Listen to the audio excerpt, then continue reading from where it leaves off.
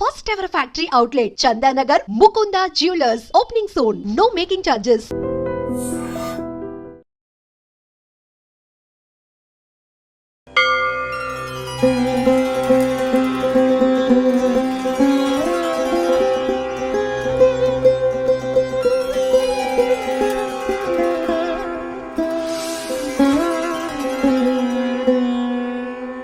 పరమాత్మకు జీవాత్మకు బంధం సంధానమైన ప్రణవనాదం.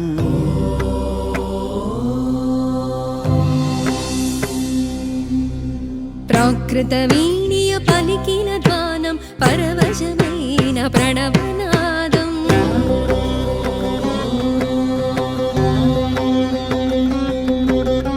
అకార ఉకార మకారముల సమ్మేళనమై ఓంకారం.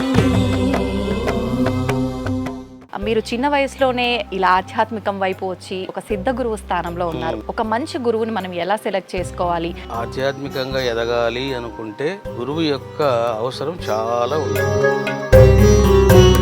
ఈరోజు అందరూ గురువులే. ఎవరిని అసలైన గురువు అంటారు? ఈ రెండు లక్షణాలు ఉన్నవాడినే గురువు అని, సిద్ధ గురువు అని అంటారు. మీ గురువులు బాబా అని చెప్పి విన్నాము. అవును. దాని గురించి? నా గురువు షిరిడి సాయిబాబమ్మ. నాకై నేను బాబాను పట్టుకోలేదు. 1994లో ఇది కూడా తీసుకోండి అన్నారు. ఏదో తెలియని ఫీలింగ్. నేను మంచం మీద పడుకున్నాను. ఆ మంచం మీద నా దేహం ఉంది. వచ్చి ఆయన ఈ చిట్కన వేలతో నన్ను ఇలా టచ్ చేశాడు. ఆకాశంలోకి ఇద్దరం కలిసి వెళ్ళాం పైకి. చాలా దూరం వెళ్ళిన తర్వాత బాబా అదృశ్యమైపోయాడు. ఇప్పుడు బాబా బాబా అని గట్టిగా అరిచాను. అరిస్తే నేను మంచం మీదనే ఉన్నాను. ఇంకా ఆ క్షణం నుంచి లైఫ్ మారిపోయింది. బాబా అసలు దేవుడు కాదని చెప్పి, ఒక ఫకీర్ అని చెప్పి రకరకాల విమర్శలు అయితే వింటూ ఉన్నాం. చూడమ్మా, ముస్లిం అన్న ముద్ర వేస్తున్నా. అసలు బాబా ఆయన ముస్లిం అనే దానికి ప్రమాణం లేదు. సాయి అంటే ఏమిటి అంటే సర్వాతీత. ఇది ఎవరు కాదనలేని సత్యం. శ్రీరామనవమి రాబోతోంది. అవును. శ్రీరామనవమి అనగానే అసలు వాస్తవానికి ఆ నవమి తిథి యొక్క ప్రత్యేకత ఏంటి? ఆ రోజు మనం ఆచరించాల్సిన విధానాలు ఏంటి? వాస్తవంగా ఈ నవమి తిథి అనేది ఇక సంఖ్యాశాస్త్రం ప్రకారం నెంబర్ 9. అంటే ఆ రోజుకి ఈ నవమి తిథికి రామునికి సంబంధాలు ఉన్నాయి. ఇవన్నీ చదివానమ్మా నేను. ఇంకా చదివి ఊరుకు కాము కూర్చున్నా. ఎందుకు వచ్చిందని. అసలు ఎందుకు వచ్చింది ఈ ఆలోచన మీకు ఇక్కడ ఆలయం నిర్మించాలి అని చెప్పి? ఇదంతా కూడా దైవ సంకల్పం అమ్మా. ఏందయ్యా శివ, ఏం చేయాలి ఇక్కడ నేను? అప్పుడు శివుడు విజన్ ఇచ్చాడు నాకు. ఏమనంటే, నమస్కారం, వెల్కమ్ టు ఐ డ్రీమ్. ధర్మ మార్గం విత్ విజిత కార్యక్రమానికి స్వాగతం.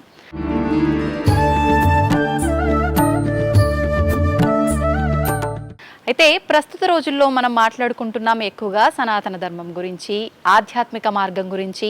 మనమున్న కలియుగంలో దైవనామస్మరణ అవసరం లేదు అని కాదు, దైవనామస్మరణ చేయకపోయినా ఒకవేళ అంటే చేయని సందర్భాల్లో నామస్మరణ చేసినా కూడా అంతే ఫలితం లభిస్తుంది. ఇలా రకరకాలుగా మనం మాట్లాడుకుంటూ ఉన్నాము. అయితే అసలు ఏంటి వాస్తవము? ఇలాంటి మరిన్ని విషయాలు ఇప్పుడు స్వామీజీతో మాట్లాడి తెలుసుకునే ప్రయత్నం చేద్దాం. ప్రస్తుతం మనతో పాటు ఉన్నారు. ఆయన చిన్నతనంలోనే ఆధ్యాత్మిక ప్రయాణం వైపు అడుగులేస్తూ ఆయన ఒక గురువుల దగ్గర నుంచి శిష్యుడిగా ఉండి ఇప్పుడు ఒక గురువు స్థానంలో ఉండి ఒక సిద్ధ గురువుగా మారిన వ్యక్తి. ఆయన ఎవరో కాదండి, సిద్ధ గురువులు శ్రీ రమణానంద మహర్షి గారు. ఇప్పుడు వారితో మాట్లాడి ఈ విషయాలకు సంబంధించిన అన్నీ కూడా మాట్లాడుకునే ప్రయత్నం చేద్దాం. నమస్కారం స్వామీజీ.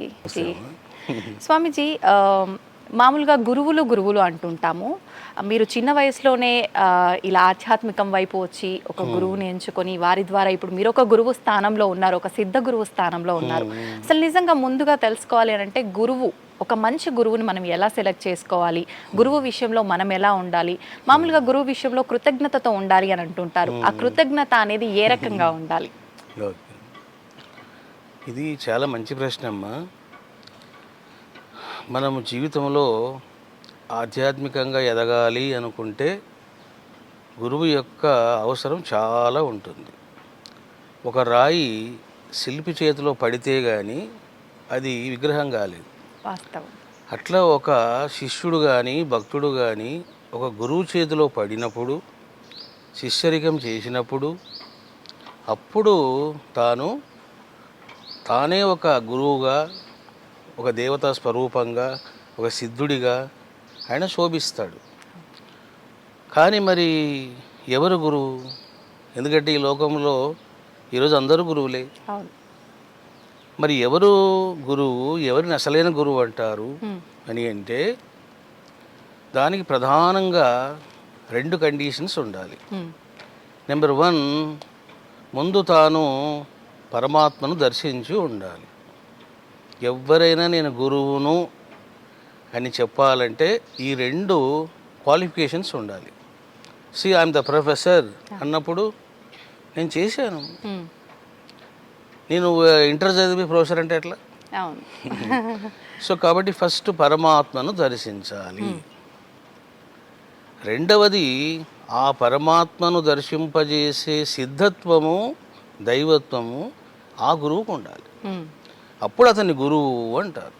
అంతేగాని ఊరికే ఏదో కొన్ని మాటలు చెప్పడం, ఉపన్యాసాలు చెప్పడం, ధ్యాన శిక్షణ ఇవ్వడం ఇది గురుత్వానికి లక్షణం కాదు. ఈ 2 లక్షణాలు ఉన్నవాడినే గురువని, సిద్ధ గురువని అంటారు. సో ఈ 2 లక్షణాలు చూసుకొని అప్పుడు వాళ్ళని మనం ఎన్నుకోవాలి.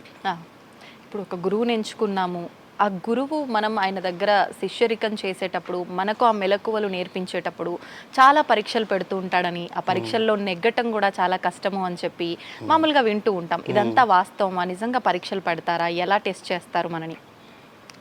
తప్పకుండా పరీక్షలు ఉంటాయమ్మా. ఎందుకంటే మీరు ఉపనిషత్ కాలం నాటి మహర్షుల గురించి వాళ్ళ జీవితాలని శ్రవణం చేసినప్పుడు అసలు ఒక వ్యక్తి ఒక క్వశ్చన్ వేస్తే వాళ్ళు ఆన్సర్ ఇచ్చేవాళ్ళు కాదు. నువ్వు ముందు కొంత సేవ చేయపు అనేవాళ్ళు. అంటే వాడు సేవ చేసి మళ్ళీ వస్తాడా, అటే పోతాడా? ఇక్కడ వాడి ఓపికని పరీక్షిస్తున్నాడా? సహనం.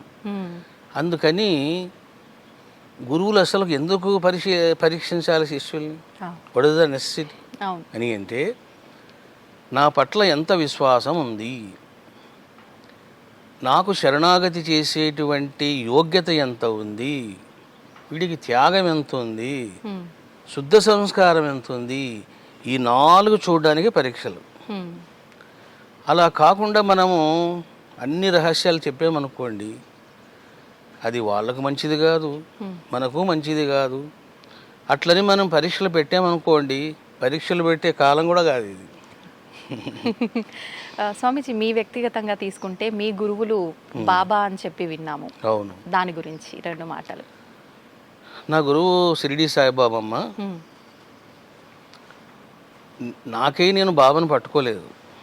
దైవానుగ్రహం వలన, అమ్మ అనుగ్రహం వలన, జగదంబ అనుగ్రహం వలన బాబా సంప్రాప్తం అయ్యాడు. 1994లో నేను విశాఖపట్నంలో ఉన్నాను. జగదంబ సెంటర్ దగ్గర కొన్ని ఫొటోస్ కొనుక్కొని ఇంట్లో పెట్టుకునే అలవాటు నాకు ఉండేది అప్పట్లో, నా రూమ్లో. సరే కొన్ని ఫొటోస్ కొందామని వెళ్ళాను. కొన్ని ఫొటోస్ కొన్నాను. ఏమండి, ఇది షిరిడి సాయిబాబా ఒరిజినల్ ఫోటో, ఇది కూడా తీసుకోండి అన్నారు. ఈ సైజు ఫోటో అది. అదే బాబా గొడుగు కింద కూర్చోంటాడు చూడండి, ఒరిజినల్ ఫోటో. ఏంటి ఈయన షిరిడి సాయిబాబానా అని అతని ముఖము చూడగానే ఏదో తెలియని ఫీలింగ్, ఏదో తెలియని అనురాగం, బంధం, ఇవన్నీ కలిగి కన్నీళ్ళు రాలిపోయాయి. ఇది ఏమిటిది, ఈయన చూసి నేను ఇట్లా ఫీల్ అవుతున్నాను అని ఆ ఫోటో తీసుకున్నాను. ఆ ఫోటో తీసుకొని ఇంటికి పోతున్నాను. నాకు ఒక ఫ్రెండ్ ఉండేవాడు, రాజశేఖర్ అని. అక్కట్లో దగ్గర వాళ్ళ ఇల్లు. మా ఇంటికి వచ్చేయి, మా ఇంట్లో భోజనం చేద్దాము, ఈరోజు మా ఇంట్లోనే ఉండు అన్నాడు. సరే పదానికి పోయాం. అక్కడ భోంచేసి పడుకున్నా. నేను పడుకుంటే ఆ రోజు రాత్రి అద్భుతమైన అనుభవాలు బాబా ఇచ్చారు. ఎక్కువ టైం తీసుకోలేదు ఆయన. సాయంత్రం కొన్నాను, రాత్రికే అనుభవాలు. అంటే ఒక రెండేమైనా ఒకటి రెండు నేను మంచం మీద పడుకున్నాను, నా రూమ్ కనపడింది, అదే రూమ్, మంచం కనపడింది, ఆ మంచం మీద నా దేహం ఉంది. నేను బయటకు వచ్చి ఆ దేహాన్ని చూస్తున్నా. దీని దేహాన్ని మీరే చూస్తున్నారు? నేను చూస్తున్నాను. దాన్ని యాస్ట్రల్ ట్రావెలింగ్ అంటారు. యాస్ట్రల్ ట్రావెల్ చేసేటప్పుడు ముందు బయటకు రావాల జీవాత్మ. అట్లా నా జీవాత్మ బయటకు వచ్చింది. నేను అలా పడుకొని ఉన్నాను. దానికి ముందు ఏం జరిగింది అంటే బాబా నడుచుకుంటూ నా దగ్గరికి వచ్చాడు. అదే డ్రెస్సులో ఉన్నాడు, అదే వయస్సు. వచ్చి ఆయన ఈ చిటికెన వేలతో నన్ను ఇలా టచ్ చేశాడు. అలా టచ్ చేయగానే నేను బయటకు వచ్చి ఆకాశంలోకి ఇద్దరం కలిసి వెళ్ళాం పైకి. చాలా దూరం వెళ్ళిన తర్వాత బాబా అదృశ్యమైపోయాడు. ఇప్పుడు బాబా బాబా అని గట్టిగా అరిచాను. అరిస్తే నేను మంచం మీదనే ఉన్నా. అంటే ఆ రోజే నాకు యాస్ట్రల్ ట్రావెలింగ్ జరిగింది, గురు దర్శనం అయ్యింది. చాలా హ్యాపీ అనిపించింది. ఇంకా ఆ క్షణం నుంచి లైఫ్ మారిపోయింది. అంటే నాకున్న ఫైనాన్షియల్ ప్రాబ్లమ్స్ పోయినాయి. ఇంకా చాలా మంచి రోజులు వచ్చినాయి అనిపించింది. ఇంకా అక్కడి నుంచి మళ్ళీ నేను షిరిడీకి వెళ్ళి ఇంకా బాబాను ఆరాధించడం, గ్రంథాలు చదవడం, అప్పుడు అలా స్టార్ట్ చేశాను. ఇప్పుడు షిరిడి సాయిబాబాని ఒక గురువుగా భావించే వాళ్ళు ఉన్నారు, ఒక దేవుడిలా భావించే వాళ్ళు ఉన్నారు. ఆయనని దేవుడు అని నమ్మిన వాళ్ళకి నమ్మినంతగా ఎంతో మంచి జరిగి, ఇప్పుడు మీరు అన్నట్టుగా ఫైనాన్షియల్గా కానీ అన్ని రకాలుగా హెల్త్ వెల్త్ అన్ని రకాలుగా బాగా ఉన్న వాళ్ళు ఉన్నారు. కానీ ప్రస్తుతం చూసుకుంటే బాబా అసలు దేవుడు కాదని చెప్పి, ఒక ఫకీర్ అని చెప్పి రకరకాల విమర్శలు అయితే వింటూ ఉన్నాం. నిజంగా దాని గురించి ఏం చెప్తారు స్వామీజీ? ఎంతో నమ్మిన వాళ్ళు కూడా ఈ విమర్శల వల్ల బాబాని దూరం పెట్టిన వాళ్ళు కూడా చాలా మంది ఉన్నారు ఇప్పట్లో. ఏం చెప్తారు మీరు? చూడమ్మా, ద్వాపర యుగంలో శ్రీకృష్ణుడు వచ్చాడు. ఎంతమంది గుర్తించారు? గోపికలు గుర్తించారు. అందుకే కృష్ణ కృష్ణ కృష్ణ అని పిచ్చి వాళ్ళై వెంటబడ్డారు. అది జన్మ సంస్కారం, రుణానుబంధం, సంస్కారం. వాళ్ళ ప్రక్కనే, కృష్ణుడి ప్రక్కనే చాలామంది బ్రాహ్మిన్స్ ఉన్నారు, చాలామంది ఉత్తములు ఉన్నారు, పండితులు ఉన్నారు. వాళ్ళు పట్టుకోలేకపోయారు. పైగా ఏమన్నారు? శ్రీలోలుడు ఆ ఫ్లూట్ ఊతాడు, ఈ గోపికలు వెంటబడతారు, ఆయనకు పని లేదు, వీళ్ళకి పని లేదు అని విమర్శలు చేశారు. శ్రీలోలుడు అన్నారు కృష్ణుడిని. మరి అదే విధంగా సాయిబాబాను అసలు ఎవరు అర్థం చేసుకుంటారు? దానికి వివేకం ఉండాలి, పుణ్యం ఉండాలి, శుద్ధ సంస్కారం ఉండాలి. ఇప్పుడు ఎవరైతే బాబాను విమర్శిస్తున్నారో అసలు వాళ్లకు బాబా సచ్చరిత్రలో ఒక అధ్యాయం కూడా వాళ్ళు చదివి ఉండరు. Number 1 point. నెంబర్ 2 పాయింట్ ఏంటంటే వాళ్ళు ముస్లిం అన్న ముద్ర వేస్తున్నారు. అసలు బాబా నేను ముస్లిము, బ్రాహ్మణులు అని చెప్పి నేను రీసెంట్ గానే విన్నాను. వాస్తవమా స్వామీజీ? అంటే అమ్మా, ఆయన ముస్లిం అనే దానికి ప్రమాణం లేదు. ఇప్పుడు ఏదైతే మనం బ్రాహ్మణ్ అని చెప్తున్నామో, కుల బ్రాహ్మిన్స్ అని, దానికి కూడా ప్రమాణం లేదు. కానీ ఆయన ఎట్లా బ్రాహ్మణుడో నేను చెప్తాను. వీళ్ళు ఒక ముద్ర వేశారు, అంటే ఆయన ముస్లిం అని. ఈ ముస్లిం అనే ముద్ర వేయడం వల్లనే ఒక మత ఛాదస్థానికి గురై ద్వేషభావంతో అత్త మీద కోపం దుత్త మీద చూపించినట్లు బాబా మీద చూపిస్తున్నారు. సాయి అంటే ఏమిటిది అంటే సర్వాతీత, నేనే శివుడను అని నిరూపించిన దైవం ఎవరైనా ఈ 4 యుగాల్లో ఉన్నారంటే సాయిబాబా మాత్రమే. సాయిబాబా మాత్రమే. ఎందుకంటే అమ్మా, భగవంతుడు సర్వవ్యాపి అనేది అందరూ చెప్పారు. ఆదిశంకరాచార్యులు చెప్పారు, వ్యాసుడు చెప్పారు, ఎంతోమంది గురువులు చెప్పారు. కానీ ప్రతి జీవిలో నేను ఉన్నాను అని నిరూపించిన ఏకైక మహనీయుడు షిరిడి సాయిబాబా. ఇది ఎవరు కాదనలేని సత్యం. పందికి రొట్టె వేస్తే నాకు రొట్టె వేసావమ్మా అన్నాడు. కుక్కను కొడితే ఏ నన్ను కొట్టావే అన్నాడు. నానచందర్ గారు నైవేద్యం పెడితే ఈగల స్వరూపంగా నేను తిన్నాను అన్నాడు. అవును. గుర్రాన్ని కొడితే అరే తుకారం క్యూరే హంకు మారా అన్నాడు. ఒక చెట్టును కొడితే కూడా ఒరే నన్ను ఎందుకు నరికేస్తున్నారు అన్నాడు. ఒక చెట్టును చూసావమ్మా. అంటే ఈ విధంగా సర్వవ్యాపకత్వమును చూపించి అహమేవ శివ అహమేవ విరాట్ పురుష అని నిరూపించిన మహాసిద్ధుడు ఎవరై అంటే బాబా. అటువంటి బాబాను ముస్లిం అంటున్నారు. ఇప్పుడు శ్రీకృష్ణుడు ఎవరు? బ్రాహ్మణుడు కాదు కదా, యాదవుడే.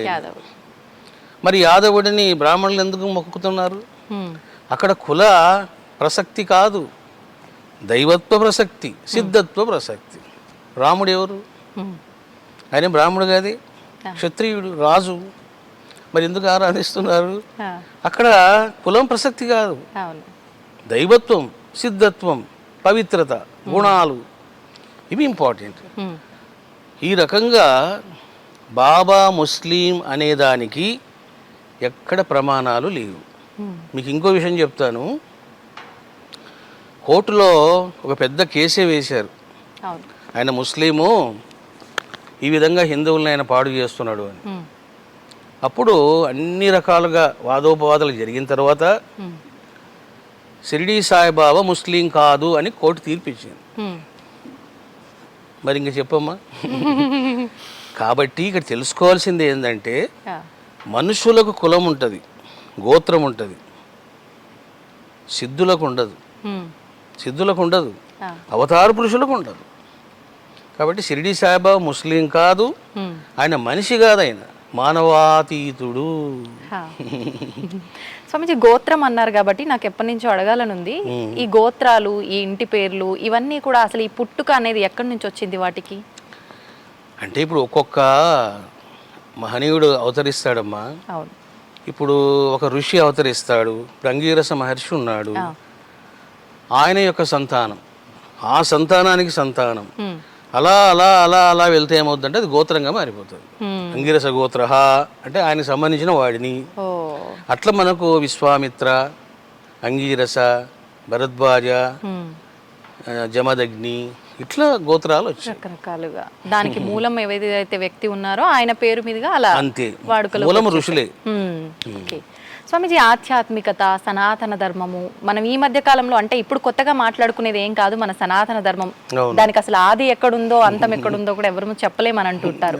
కానీ ప్రస్తుత రోజుల్లో ఎక్కువగా మాట్లాడుకుంటున్నాం, ఎక్కువగా వినిపిస్తుంది కూడా. మరి సోషల్ మీడియా ప్రభావమా లేకపోతే ఎక్కువగా దానికోసం పాటు పడుతున్నారో ఏంటో తెలియదు కానీ వినిపిస్తోంది. అసలు ఏంటి సనాతన ధర్మం గురించి చెప్పాలి అని అంటే ఎంత చెప్పినా తక్కువే. ఏం చెప్తారు స్వామిజీ? సనాతన ధర్మము అంటే అమ్మా, అనాది కాలములో, పురాతన కాలములో మన మహర్షులు ఏమి చదువుకున్నారు, ఎట్లా ఆచరించారు, ఏ సాధనలు చేశారు, ఏ దైవాన్ని పట్టుకున్నారు, దాన్ని ఆచరించడమే సనాతన ధర్మం. ఇప్పుడు అత్రి మహర్షి ఉన్నాడు, ఆయన ఎవరిని ఆరాధించాడు? అగస్త్య మహర్షి ఉన్నాడు, ఆయన్ని ఎవరు జపం చేశాడు అని తెలుసుకుంటే ఓహో మన యొక్క పూర్వీకులు వీళ్ళు ఈ విధంగా ఆరాధించారు, వీరిని ఆరాధించారు, కాబట్టి మనం కూడా అట్లా ఆరాధించాలి అని పరంపరాగతంగా ఆలోచించడమే సనాతన ధర్మం. కానీ ఈరోజు ఏంటంటే అదొక పెద్ద ఫ్యాషన్ వర్డ్ అయిపోయింది. ఏం చేసినా సనాతన ధర్మమే అంటున్నారు. అసలు సనాతన ధర్మం అనే పదానికి నిర్వచనం కూడా చాలా మంది తెలియదు. ఏంటి స్వామీజీ? యత్ యత్ ఆచరతి శ్రేష్ఠ. శ్రేష్ఠ అంటే ఎవరు? మనకు ఉన్నది మహర్షులే. మహర్షులు, ఋషులు, మునులు. అందువలన వాళ్ళు ఎట్లా జీవించారో ఆ జీవన విధానం గ్రహించడమే సనాతన ధర్మం. సింపుల్ అమ్మా, ఏమి లేదు. ఆచరించటము కూడా, ఆచరించడం నువ్వు తెలుసుకోవాలి, ఆచరించాలి. ఇప్పుడు మా అమ్మాయి ఉంది, భవానీ శివాని, నేను ఎవరిని ఆరాధిస్తున్నానో తెలుసు కాబట్టి వాళ్ళు అట్లా ఆరాధిస్తారు.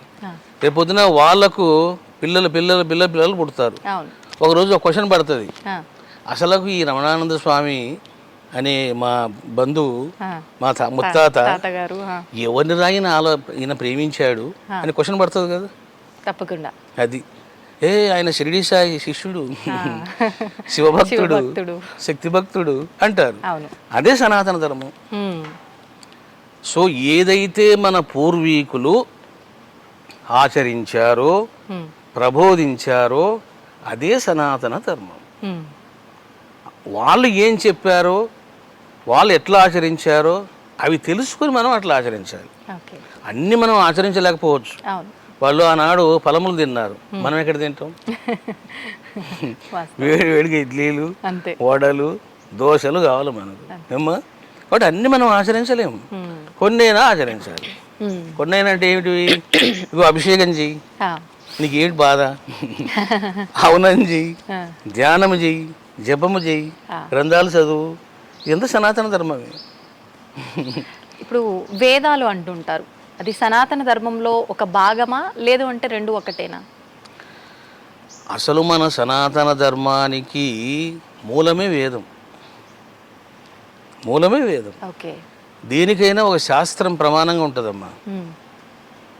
ఇప్పుడు ఒక అమ్మాయి ఒక అబ్బాయిని వివాహం చేసుకోవాలి, పెద్దలు చెయ్యాలి. ఏమిటిది ధర్మం? ఆ అబ్బాయి ఏ కులస్తుడు? మన కులస్తుడేనా? చూసారా? ఫస్ట్ కులము కదా, ఎందుకంటే ధర్మం అది. మా కులస్తునే చేసుకోవాలి అని చేసుకుంటున్నారు. అదేవిధంగా ఇక్కడ కూడా ఏంటంటే మనకు వేదము ఇంపార్టెంట్ థింగ్గా పనిచేస్తుంది అనమాట. అయితే ఇప్పుడు ఆదిశంకరాచార్యులు అద్వైతం అని చెప్పారు. దానికన్నా ముందు నుంచే మన సనాతన ధర్మము, ఈ వేద ధర్మము ఇవన్నీ కూడా ఉన్నాయి. దీనికి దానికి వ్యత్యాసం ఏంటి స్వామీజీ?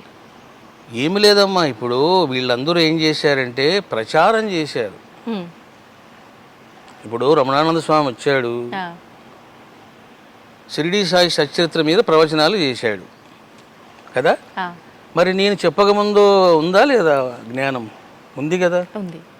అదేవిధంగా ఆదిశంకరాచార్యుల కంటే ముందే, వ్యాస మహర్షి కంటే ముందే అద్వైత జ్ఞానం ఉంది. అద్వైత జ్ఞానాన్ని ప్రబోధించే ఉపనిషత్తులు ఉన్నాయి, అద్వైత జ్ఞానాన్ని ప్రబోధించేటువంటి వేదాలున్నాయి. ఈశావాస్యం ఇదగం సర్వం యత్కించ జగత్యాం జగత్. చూసారా, అయిపోయింది. ఈశావాస్యం ఇదగం సర్వం, అంతా ఆయనే ఉన్నాడు, అణువణువులో ఆయనే ఉన్నాడు. చూసారమ్మా, ఏమిటిది? ఇది అద్వైతం. అది నీలో ఉన్నాడు, నాలో ఉన్నాడు, ఆ అబ్బాయిలో ఉన్నాడు, ఆ కుక్కలో ఉన్నాడు, దోమలో ఉన్నాడు, ఆ ఈగలో ఉన్నాడు, అంతా ఆయన ఉన్నాడు. దీన్నే ఆదిశంకరాచార్యులు అద్వైత ప్రచారం ఆయన బాగా చేశారు. అంటే ఎవరో ఒక మహనీయుల ద్వారా మళ్ళీ అది నలుగురికి చెప్పడం కోసం అలాంటి మహనీయులు పుట్టుకొస్తారు, వారి మాటల ద్వారా మళ్ళీ వింటాను తప్పితే కొత్తగా వచ్చేయితే ఏమి కాదు. ఓకే స్వామీజీ, ఆధ్యాత్మికత అంటుంటాం కదా, ఏంటి ఆధ్యాత్మికత? అంటే భగవంతుణ్ణి ఆరాధన చేయడమే ఆధ్యాత్మికత, ఇంకా తెలుసుకోవాల్సింది ఏమైనా ఉందా? ఇప్పుడు ఆధ్యాత్మికత అంటే అమ్మా, నీ యొక్క ఆత్మకు సంబంధించిన రహస్య జ్ఞానాన్ని తెలుసుకోవడం. ఆత్మ యొక్క రహస్య జ్ఞానం, నీకు సంబంధించిన, నీ ఆత్మకు సంబంధించిన రహస్య జ్ఞానం తెలుసుకోవడం. ఇప్పుడు నేనున్నాను, మీరున్నారు, మీకో దేహం ఉంది, నాకో దేహం ఉంది. ఒకరోజు మన ఇద్దరం విడిచిపెట్టి వెళ్ళిపోతాము. ఎవరు వెళ్ళిపోతున్నారు? శరీరం మాత్రమే ఉంటుంది ఇక్కడ, ఆత్మ వెళ్ళిపోతుంది. ఎక్కడికి వెళ్ళిపోతుంది? మళ్ళీ ఎప్పుడు వస్తుంది? ఎందుకు వస్తుంది? మళ్ళీ అదే రూపంలో వస్తుందా? ఇంకో బాడీ ఏమైనా తీసుకుంటుందా? ఇదంతా ఆత్మవిద్య అంటారు. ఈ ఆత్మవిద్యను తెలుసుకోవడమే బ్రహ్మ విద్య. ఎప్పుడైతే నువ్వు నీ గురించి తెలుసుకుంటావో ఆటోమేటిక్గా నువ్వు దేవుడి దగ్గరికి వెళ్ళిపోతావు.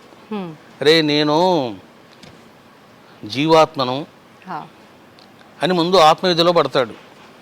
ఇప్పుడు మీరు చూడండి, ఎంతసేపు మనము ప్రాపంచికంగా స్థూలంగా ఉంటూ ఉన్నాం. ఇప్పుడు నేను ఇట్లే కూర్చొని నేను సాధన బాగా చేశాను అనుకోండి, మీరు కూడా బాగా చేశారనుకోండి, మీరు ఇలాగే కూర్చొని మీ దేహం నుండి ఈ సూక్ష్మ శరీరం బయటకు వస్తుంది. ఈ సూక్ష్మ శరీరం బయటకు వస్తుంది, మీరు సంకల్పం ఇస్తారు, ఇప్పుడు ఒకసారి నేను మా ఇంటికి వెళ్ళేసి రావాలి ఇది. మీరు మీ ఇంటికి వెళ్ళేసి మీ ఇంట్లో మీ అమ్మగారు ఏం చేస్తున్నారు చూసి రావచ్చు మీరు. ఇదే వాల్మీకి మహర్షి సీతకు ప్రసాదించాడు. సీతాదేవి ఏడుస్తుంటే, ఎందుకమ్మా ఏడుస్తావు, రాముడు ఇంకో పెళ్లి చేసుకోలేదు, ఆయన విగ్రహం పెట్టి వివాహం చేసుకున్నాడు, కార్యక్రమం చేయించాడు అని చెప్పి శక్తిపాతం చేస్తాడు వాల్మీకి మహర్షి. చేస్తే అప్పుడు సీత నుంచి ఒక బాడీ బయటకు వచ్చి వెళ్ళి రాముని చూస్తుంది. జీవాత్మకు టచ్ చేసే యోగ్యత ఉండదు, చూడడమే అంతే. ఆ చూసి ఏడ్చుకుంటూ వచ్చేస్తుంది మళ్ళీ ఆమె సీతాదేవి. గొప్ప సన్నివేశం అది. అట్లా ఎప్పుడైతే మీరు ఆత్మవిద్యలో పడతారో మీకు ఏం అనుభవం అవుతుందంటే, అరే నేను ఈ దేహం కాదు, నేను ఒక జీవాత్మను, నాకు చావు లేదు, పోతే ఈ దేహం పోతుంది అంతే. ఇది తెలిసిందనుకో వాడు ఇంకా బాధపడడు. లేదనుకో నేను ఇప్పుడు ఉంటాను పోతాను ఇంకెన్నాళ్ళు ఉంటాను అనుకుంటాడు. అరే నువ్వు ఎక్కడికి పోతావురా బాబు, ఇప్పుడు అయిపోయింది, ఇంటికి పోయాము చొక్క తీసి వదలు వాడేస్తాం, దాని పని అయిపోయింది. ఈ జన్మలో ఈ బాడీ కథ కూడా అంతే. కాబట్టి ఫస్ట్ ఆత్మవిద్య, ఆత్మవిద్య తర్వాత బ్రహ్మ విద్య. ఎప్పుడైతే ఇంకా నువ్వు బ్రహ్మం తెలుసుకుంటావో అప్పుడు నువ్వు చెప్తావు నేనే దేవుణ్ణి. కానీ అలా ఎవరైనా చెప్పారంటే నేనే దేవుణ్ణి అని చెప్పి వీడు పిచ్చోడ్రా, వీడికి ఏదో అయ్యింది, ఖచ్చితంగా వీడిని ఎక్కడో చూపించాల్సిందే, ఇలా మాట్లాడతారు కదా స్వామీజీ. గ్యారెంటీ మాట్లాడతారు. అందుకే మనం చెప్పకూడదమ్మా. అద్వైత అని అంటే you should not express in the words, you should express only in action. అంతే. ఏంటి అతను లెగడా, భోంచేయడా, తాగడా, పడుకోడా అని యాక్షన్లో రావాలి అది. కానీ మనిషికి యాక్షన్ ఉండదు, మాటలు బాగేయాల్సిందే. ఓకే స్వామీజీ, ఆత్మ పరమాత్మ ఏంటి? ఆత్మకి పరమాత్మకి ఉన్న సంబంధం? ఆత్మ అంటే జీవాత్మ. ఇప్పుడు మీరున్నారు, మీకంటూ కొన్ని గుణాలు, కొన్ని వాసనలు, కొన్ని సంస్కారాలు, కొన్ని ఎక్స్పీరియన్సెస్, కొంత నాలెడ్జ్, ఇవన్నీ సమాహారంగా ఉంటుందన్నమాట. దాన్ని లింగ శరీరము అంటారు. అది జీవాత్మ. పరమాత్మ అంటే ఏంటంటే, ఇప్పుడు ఆ ఫ్యాన్ కదులుతూ ఉంది, ఆ ఏసీ పని చేస్తూ ఉంది, ఎట్లా పని చేస్తుంది అది? There is a power. అక్కడ పవర్ లేకపోతే కరెంటు పోయిందనుకోండి అది ఆగిపోతుంది. వాస్తవం. అట్లా మన దేహములో కూడా ఒక పవర్ ఉంది, అదే పరమాత్మ. దాన్ని శక్తి అన్నా శివ అన్నా ఏ పేరు పెట్టి పిలిచినా మనలో ఉన్నటువంటి నిరాకార పరంజ్యోతి తత్వమే శివ. ఏదైతే మనం ఎక్స్పీరియన్స్ చేస్తున్నామో అదంతా జీవాత్మ అన్నమాట. ఎప్పుడైతే ఈ జీవాత్మ పరమాత్మలో కలుస్తాడో, నది వెళ్ళి సముద్రంలో కలిసింది, ఇంకా నది ఎక్కడ ఉంది? అయిపోయింది, సముద్రం అయిపోయింది. దాన్నే అద్వైతము అంటారు. స్వామీజీ, ఇప్పుడు మామూలుగా భగవంతుడు అనంటే ఇప్పుడు మీరు అన్నట్టుగా ఎన్నో రూపాలతో ఎన్నో పేర్లతో పిలుస్తుంటాం, పూజలు చేస్తుంటాం. అసలు మామూలుగా ఈ సృష్టి, భగవంతుడు ఇవన్నీ ఎలా మొదలయ్యాయి అనంటే ఒక శక్తి ద్వారా ఇవన్నీ ఉద్భవించాయి అని మాట్లాడతారు. సేమ్ టైం మళ్ళీ సృష్టి స్థితి లయకారులు అని చెప్పి బ్రహ్మ విష్ణు మహేశ్వరులు వీరే మొత్తానికి మూల కారణం అని చెప్తారు. అసలు ఎక్కడి నుంచి మూలం ఈ భగవంతుడు, ఇదంతా కాన్సెప్ట్ అసలు ఎక్కడి నుంచి వచ్చింది? ఇప్పుడు ఉన్నది నిరాకార తత్వం. ఆ నిరాకార తత్వం ఏంటంటే అమ్మవారి యొక్క శక్తితో కలబోసుకొని ఉంటుంది. అంటే సూర్యుడు, ఆయనలోని వెలుగు, అగ్ని దహన శక్తి, మల్లెపువ్వు సుగంధం, బెల్లము తీయదనం, ఇట్లా అవన్నీ మమైక్యమై ఉంటుందన్నమాట. పదార్థం లక్షణం లాగానా ఉంటుంది. ఎప్పుడైతే ఈ నిరాకార పరబ్రహ్మము మాయతో సంబంధం పెట్టుకుంటాడో ఏకము అనేకం అవుతుంది. ఏకము అనేకం అవుతుంది. ఎలా స్వామిజీ? ఎలాగంటే మాయ అంటేనే ఒక విశ్వస్వరూపిణి, ఆమె విశ్వమోహిని, విశ్వవశంకరి. అందువల్ల శివ శక్తి. ఒక పాము లోన ఒక విషం ఉన్నట్లు మాయాశక్తి ఉంటుంది. ఈ మాయాశక్తి ఎప్పుడైతే సంబంధం పెట్టుకుంటాడో దేవుడైనా, అప్పుడు ఆయన సాకార స్వరూపుడు అవుతాడు. అది సాకార స్వరూపుడు అవుతాడు. ఎప్పుడైతే సాకార స్వరూపుడు అవుతాడో అయిపోయింది. ఇప్పుడు మొత్తం బాడీ వచ్చింది. ఇప్పుడు తాను ఎంజాయ్ చేయడానికి ఇంకో బాడీ కావాలి. ఈ రకంగా ఇంకా శాఖోపశాఖలుగా అవుతుంది. ఇంకా వాళ్ళ నుంచి తన్మాత్రలు, పంచభూతాలు, ఇవన్నీ ఇంకా 1 by 1 పుడతాయి. ఇప్పుడు ఆకాశం ఉంది, స్థూల చాలా సూక్ష్మం అది. ఆకాశం నుంచి వాయు, వాయువు నుంచి అగ్ని, అగ్ని నుంచి జలము, జలము నుంచి పృథివీ. అంటే ఒకదానికి ఇంకొకటి కారణమవుతూ ఉన్నది. మరి ఆకాశానికి కారణం ఏమిటిది అంటే దాని అవ్యక్తము అంటారు. అవ్యక్తము. అవ్యక్తం అంటే ఏంటో కదా, అమ్మవారే శక్తి. మరి ఈ అమ్మకు కారణం ఏంటి అంటే పరబ్రహ్మం. అందుకే పరబ్రహ్మము, పరాశక్తి, వాళ్ళ నుంచి ఇదంతా వచ్చింది. ఇప్పుడు భగవంతుణ్ణి మనం ఎక్కడా వెతకాల్సిన అవసరం లేదు. అంతటా భగవంతుడు ఉన్నాడు, మనలో ఉన్నాడు, పక్కనున్నాడు, ప్రతి వస్తువులో, పదార్థంలో, ప్రతి దగ్గర ఉన్నాడు అంటాం. కానీ ప్రత్యేకించి మన ఇంట్లో పూజ రూమ్ ఉందనుకోండి, పడుకునే విధానంలో మనం హాల్లో పడుకున్నా, బెడ్రూమ్లో పడుకున్నా, పూజ రూమ్ సైడ్ నువ్వు కాళ్ళు పెట్టి పడుకుంటున్నావు అని అంటారు. మరి అలా చూస్తే భగవంతుడు లేనిది ఎక్కడ? ప్రత్యేకించి అలా ఎందుకు అనటము అంటే ఏం చెప్తారు? అంటే భగవంతుడు అంతటా ఉన్నాడమ్మా.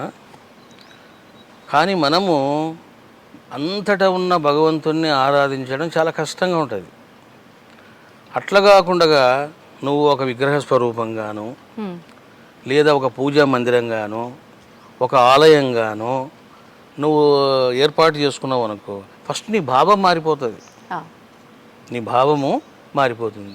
ఇప్పుడు ఫర్ ఎగ్జాంపుల్ మీరు బయటికి వెళ్ళారు, ఎక్కడెక్కడ తిరిగి వచ్చారు, వెంటనే మీరు టకటకట బెడ్రూమ్లోకి వెళ్ళిపోతారు. కానీ మీరు మీ పూజా మందిరంలోకి వెళ్తారా? వెళ్ళరు. ఎందుకు వెళ్ళడం లేదు? అక్కడ భగవంతుడు ఒక you are feeling that there is a god in పూజా మందిరం. You are feeling that there is no god in the bedroom. అంటే ఎక్కడుంది అది? మన భావంలోనే ఉంది. ఏయ్ అక్కడ ఎలా పోతావా నువ్వు దేవుడు పెట్టుకొని అంటున్నావు. మరి బెడ్రూమ్లో దేవుడు లేడా? ఉన్నాడు. ఇవన్నీ మన భావాలు, ఇవన్నీ కూడా. కానీ ఆ భావానికి కూడా పవిత్రత, ప్రభావం ఉంది. మీరు ఇప్పుడు చూడండి, ఒక చిన్న గదిలో ఉన్నారు. అప్పట్లో మహర్షులు ఏం చేసేవాళ్ళంటే వాళ్ళు ఏదో గుహలో కూర్చునేవాళ్ళు. అసలు ఎందుకు వీళ్ళు గుహలో కూర్చుంటున్నారబ్బా అని ఆలోచించామనుకోండి, ఒక రహస్యం అది.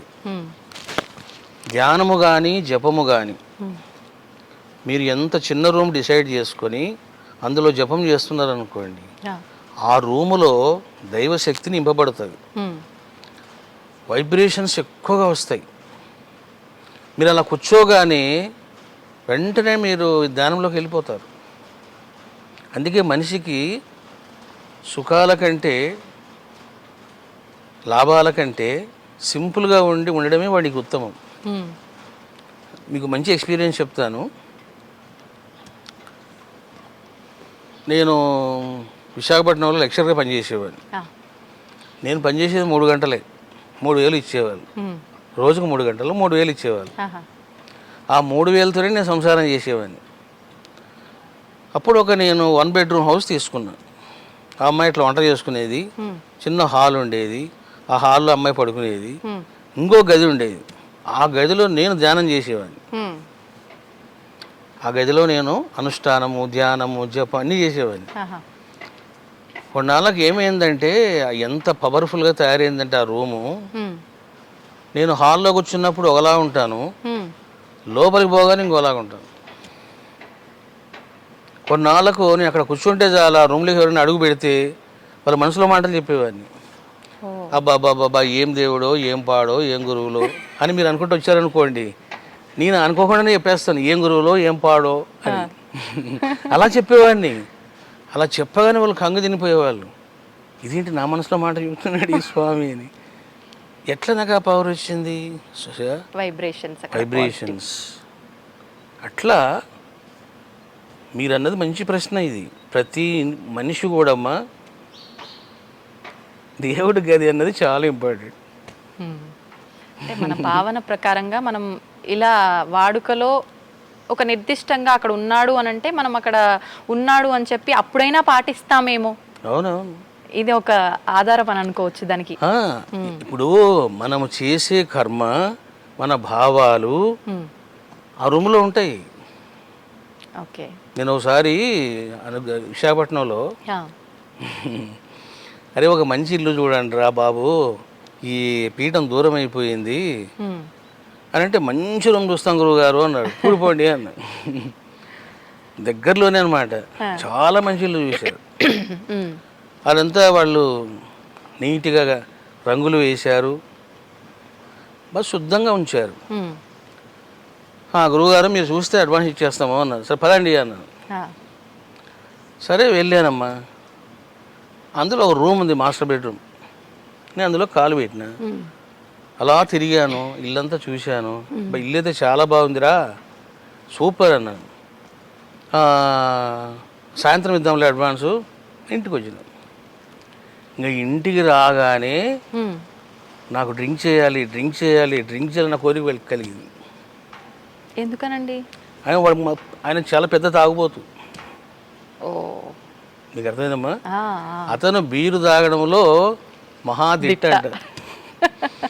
ఆ వైబ్రేషన్స్ నాకు వచ్చి నన్ను డిస్టర్బ్ చేసినాయి అవి. అప్పుడు నేను చెప్పిన, ఒరే బాబు ఫోన్ చేసి అతను బీరు తాగే అలవాటు చాలా ఉన్నట్లుంది అంటే ఆయన కనుక్కున్నాడు. ఆయన రోజుకి 3 పూటలు తాగుతాడండి. చూసావమ్మా, అంటే మీకు రెండు చెప్తున్నా నేను, రెండు చెప్తున్నా. స్థలం యొక్క ప్రభావం కూడా మన పైన స్థల ప్రభావం most important, very very important. In which place what you are doing, ఈ రెండు ఇంపార్టెంట్.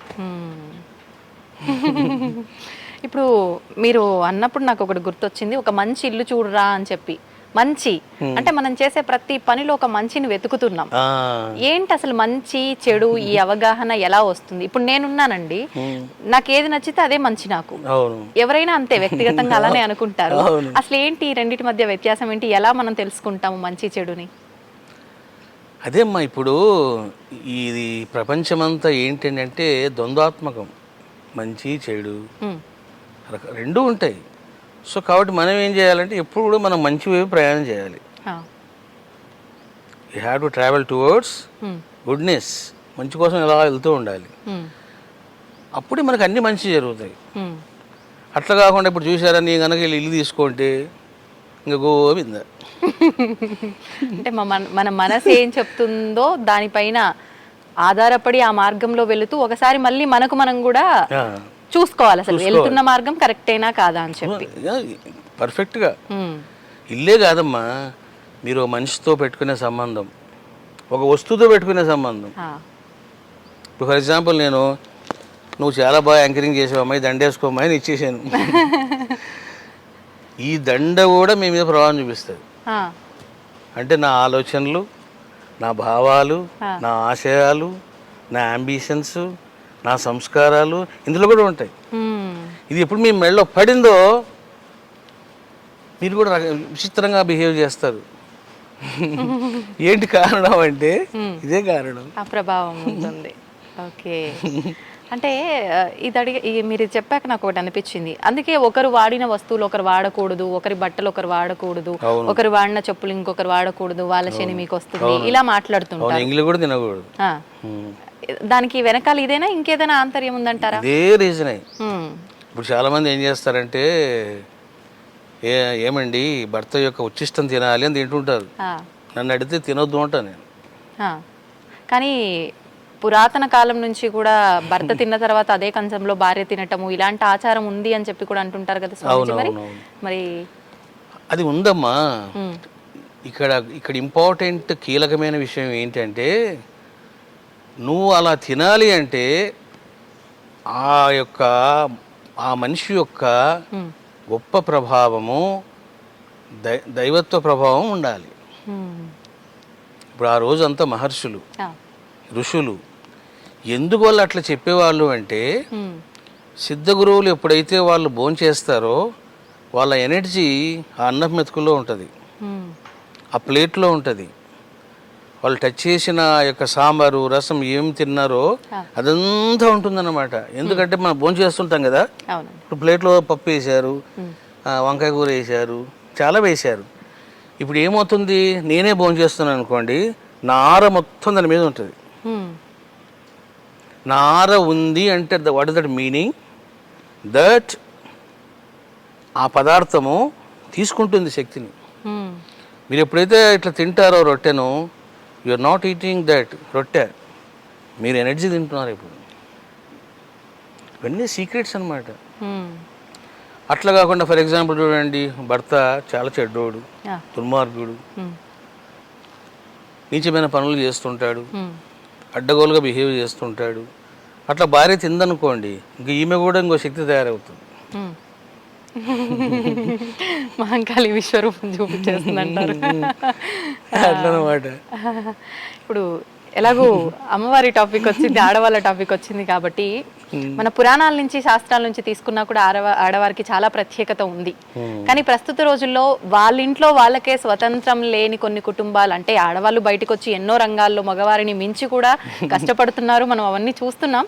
కానీ కొన్ని సందర్భాల్లో వాళ్ళ ఇంట్లో వాళ్ళకే గుర్తింపు లేకుండా ఇబ్బంది పడే సందర్భాలు కూడా ఇంకా నడుస్తున్నాయి. ఎందుకనండి, అంటే మన మూలం నుంచి కూడా ఆడవారికి అంత గొప్ప స్థానం ఉండి కూడా ఇప్పుడు ఇలాంటివి ఎందుకు చూస్తున్నామంటారు? వాస్తవంగా ఋషుల కాలములో పురుషుడు ఎంతటి వాడో స్త్రీ కూడా అంతటిది.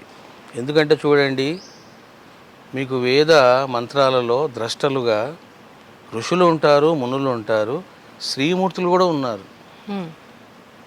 ఇప్పుడు అత్రి మహర్షి ఉన్నాడంటే వారి బిడ్డలు ఉన్నారు ఋషులుగా, ఋషికలుగా ఉన్నారు వాళ్ళు.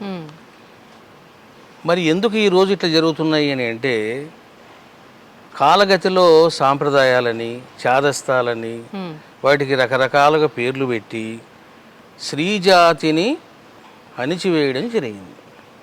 అంతెందుకు, స్త్రీలు వేదాలు చదవకూడదు, శూద్రులు వేదాలు చదవకూడదు. ఆ శూద్రులు పక్కన పెట్టండి, మీరు స్త్రీ విషయానికి వస్తే అసలు స్త్రీలు వేదము చదవకూడదు, వేద మంత్రాలు వినకూడదు అని చెప్పిన వాళ్ళు ఎవరమ్మా? ఆదిశంకరాచార్యులు, రామానుజాచార్యులు, వల్లభాచార్యులు, మధ్వాచార్యులు. మరి వీళ్ళంతా ఏం చేశారు? స్త్రీ జాతికి అన్యాయం చేశారు వీళ్ళు. దాన్ని ఖండించాను నేను, చాలా ఘాటుగానే ఖండించాను.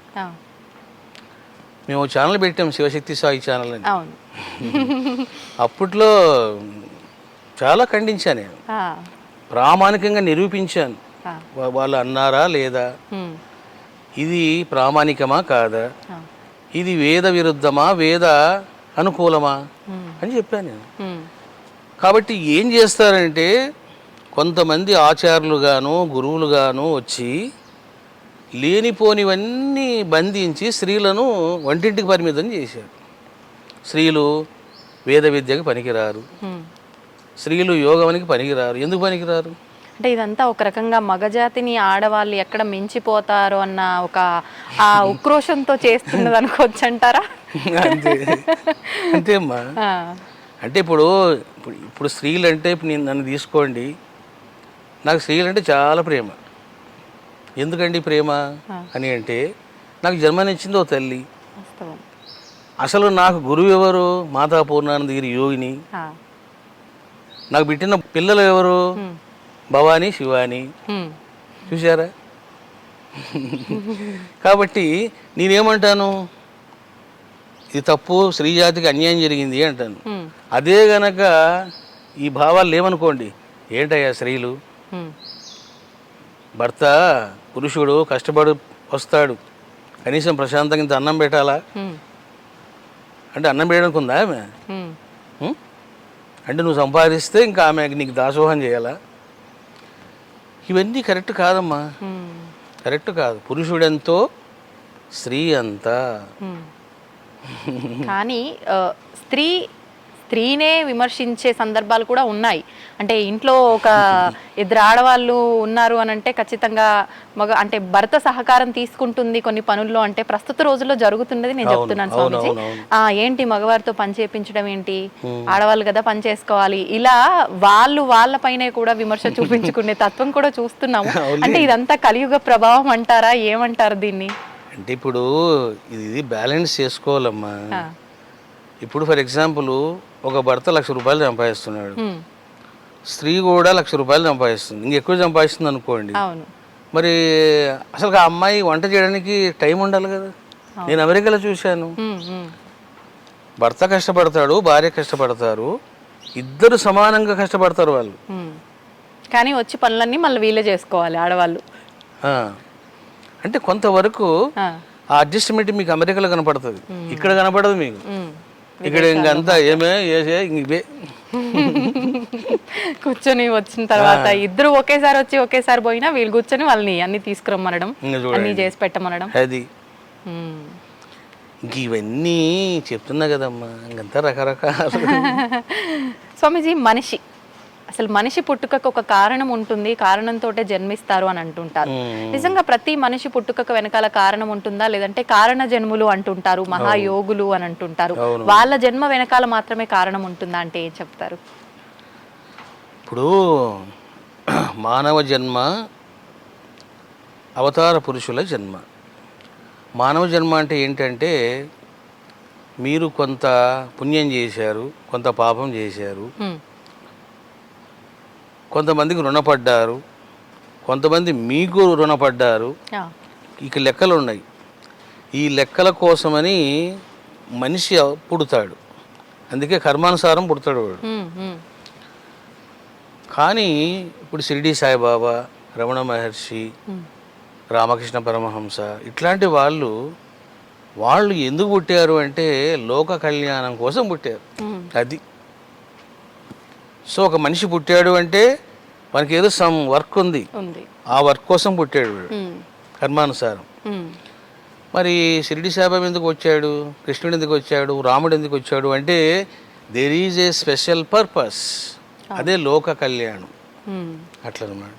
అంటే లోక కళ్యాణం అంటే మంచిని స్ప్రెడ్ చేయడం అనుకోవచ్చా? లోక కళ్యాణం అంటే లోకములోని జనాలంతా సుఖంగా ఎట్లా ఉండాలి, ఎట్లా దైవాన్ని పట్టుకోవాలి, ఎట్లా సద్గుణాలు పెంచుకోవాలి, ఎట్లా పరమానందంలో రమించాలి, ఇది చెప్పేటువంటి మహనీయులు. వాళ్ళని కారణ జన్ములు అంటారు. స్వామీజీ, ఇప్పుడు ప్రతి యుగంలో తీసుకుంటే అంటే రాముడు ఒక యుగంలో మానవ అవతారం తీసుకొని ఇప్పుడు మీరు అన్నట్టుగా లోక కళ్యాణం కోసము, కృష్ణుడు ఒక జన్మ తీసుకొని మానవ జన్మ లోక కళ్యాణం కోసం, మనందరికీ కూడా మంచిని తెలియజేయడం కోసము, ధర్మాన్ని వ్యాప్తం చేయడం కోసమే వచ్చారు. మరి ఈ కలియుగంలో ఏ అవతారంలో అంటే మానవ అవతారంలో భగవంతుడు వచ్చాడా, రాలేదా, అంటే వచ్చినా మనం గుర్తుపట్టలేని స్థితిలో ఉన్నామా అంటే ఏం చెప్తారు?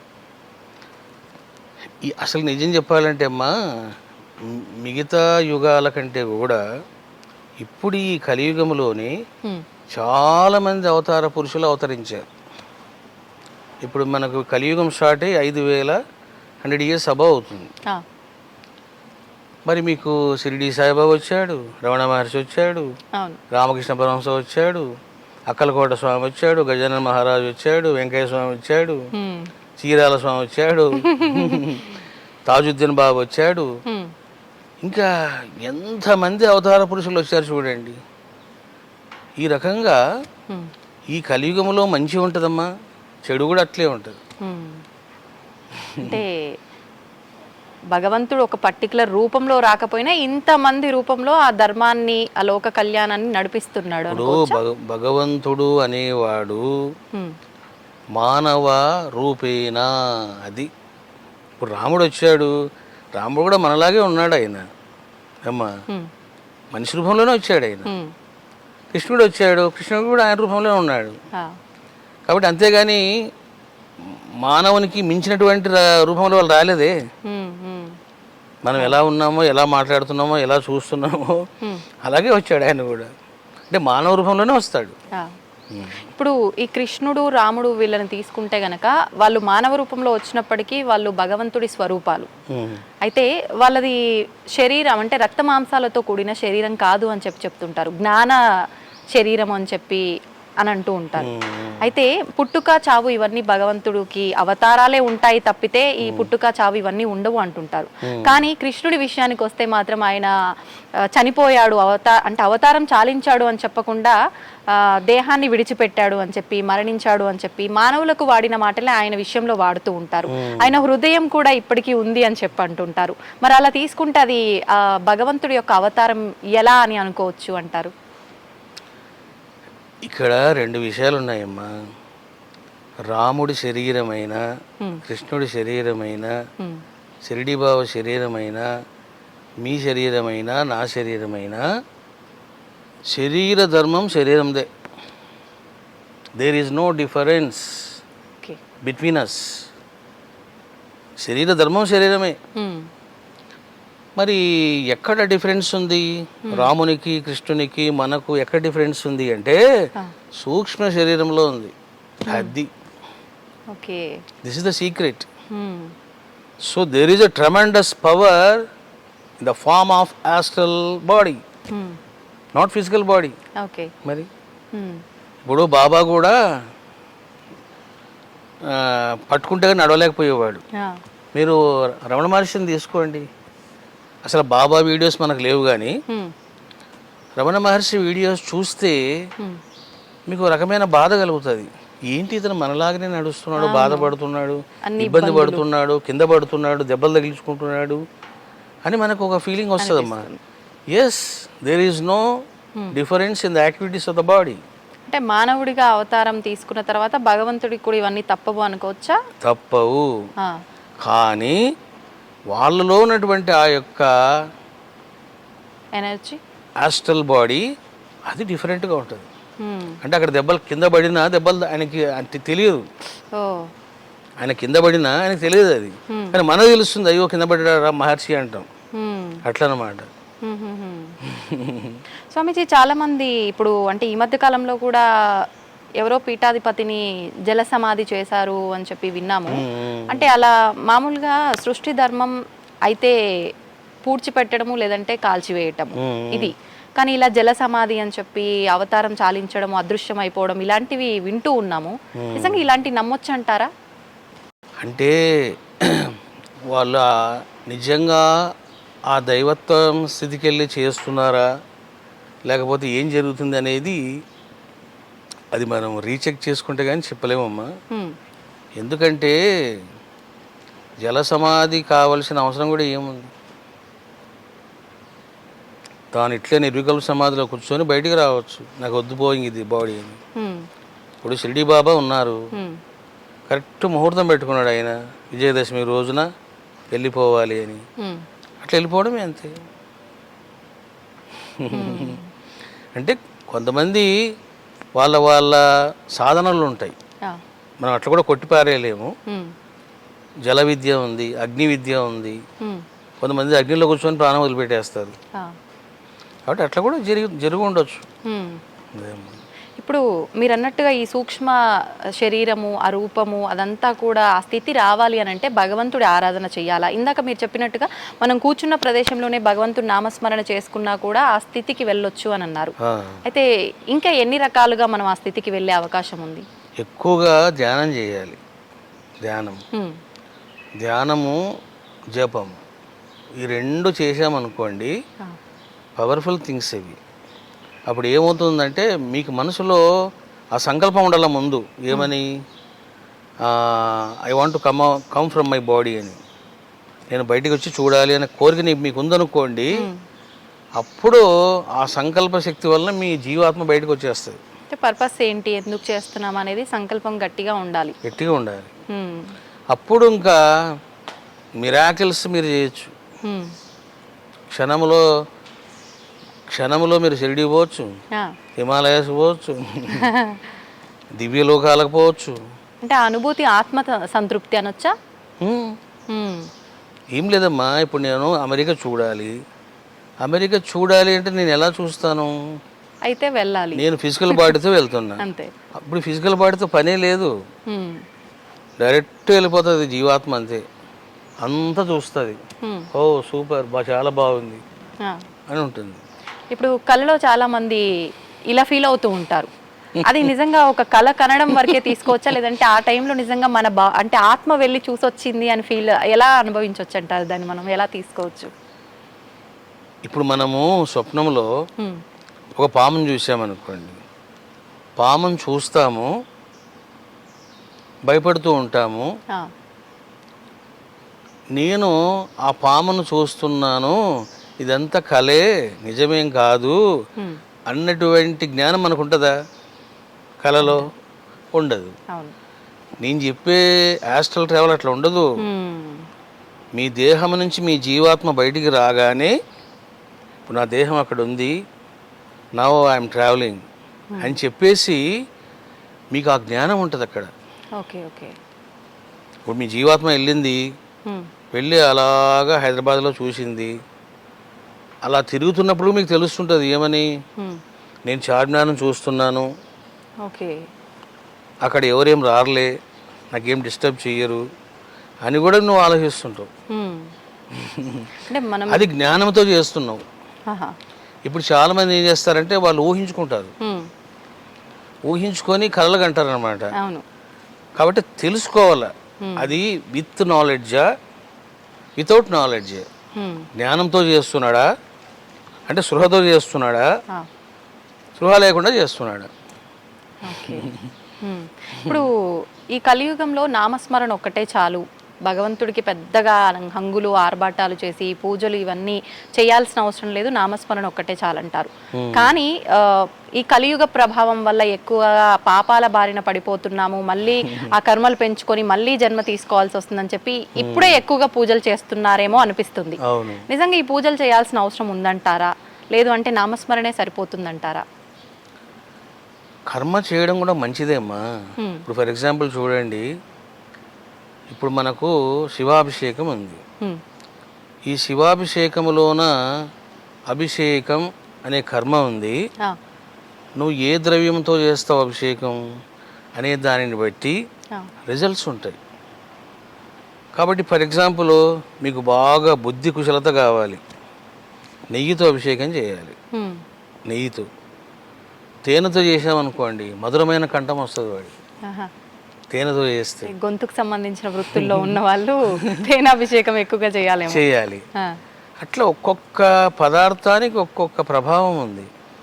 కాబట్టి మనం జపం చేయడం మంచిది, కర్మానుష్ఠానం కూడా మంచిది. ఇప్పుడు పాపాలు ఉన్నాయి, జపం చేసే పని జపం చేస్తుంది, కానీ ఇది కూడా ఇంకా పవర్ఫుల్గా చేస్తుంది.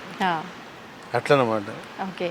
అయితే ఇప్పుడు కర్మ ప్రతిదీ కూడా కర్మపైనే ఆధారపడి ఉంది. నిత్యం లేచిన దగ్గర నుంచి పడుకునే వరకు, పడుకున్న తర్వాత కూడా కళల్లో కూడా ఎన్నో కర్మలు చేస్తుంటాం, అది మనకు స్పృహ ఉండకపోయినా.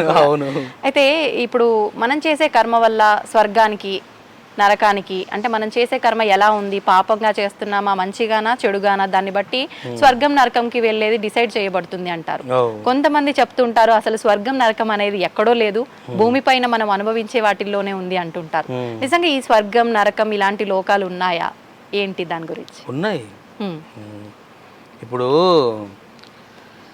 సుఖము దుఃఖము వీటి యొక్క అనుభవాలు ఈ లోకంలోనూ ఉన్నాయి, పరలోకంలో కూడా ఉన్నాయి.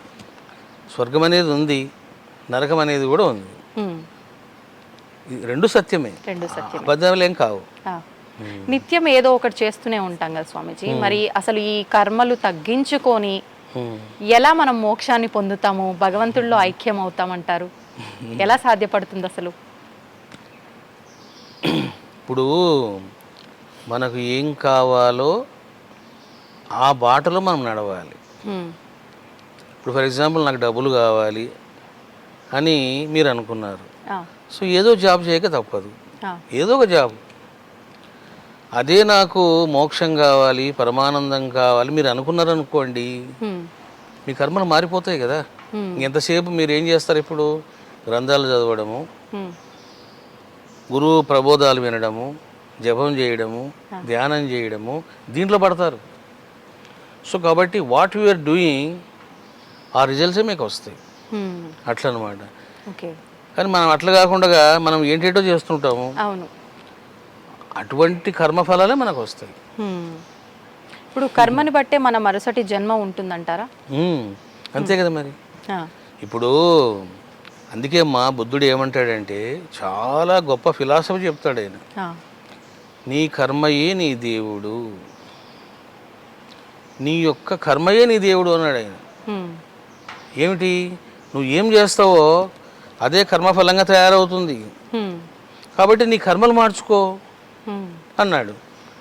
ఇప్పుడు ఫర్ ఎగ్జాంపుల్ ఒక వ్యక్తి ఉన్నాడు, ఆ వ్యక్తి దగ్గర డబ్బు చాలా ఉంది, ఇంకా దీనికి మా బిజినెస్ ఇంకా కష్టపడతాడు, రాత్రి పగలు మేలుకుంటాడు, అంటే తరతరాలకు సంపాదించి పెట్టాలి.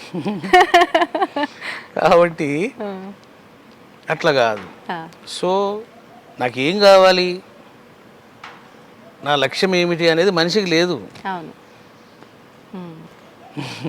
ఎలా ఎలా క్రియేట్ చేసుకోవచ్చు అంటారు స్వామీజీ? ఆ లక్ష్యాన్ని ఎలా క్రియేట్ చేసుకోవచ్చు అంటారు?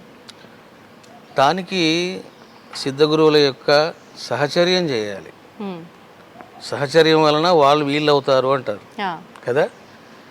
అంటే ఎప్పుడైతే మీరు మహనీయుల యొక్క సిద్ధగురువుల యొక్క సాంగత్యము, వాళ్ళతో ఇవన్నీ స్నేహ బాంధవ్యాలు ఉంటాయో ఆటోమేటిక్గా మీ ఆలోచనలు మారిపోతాయి.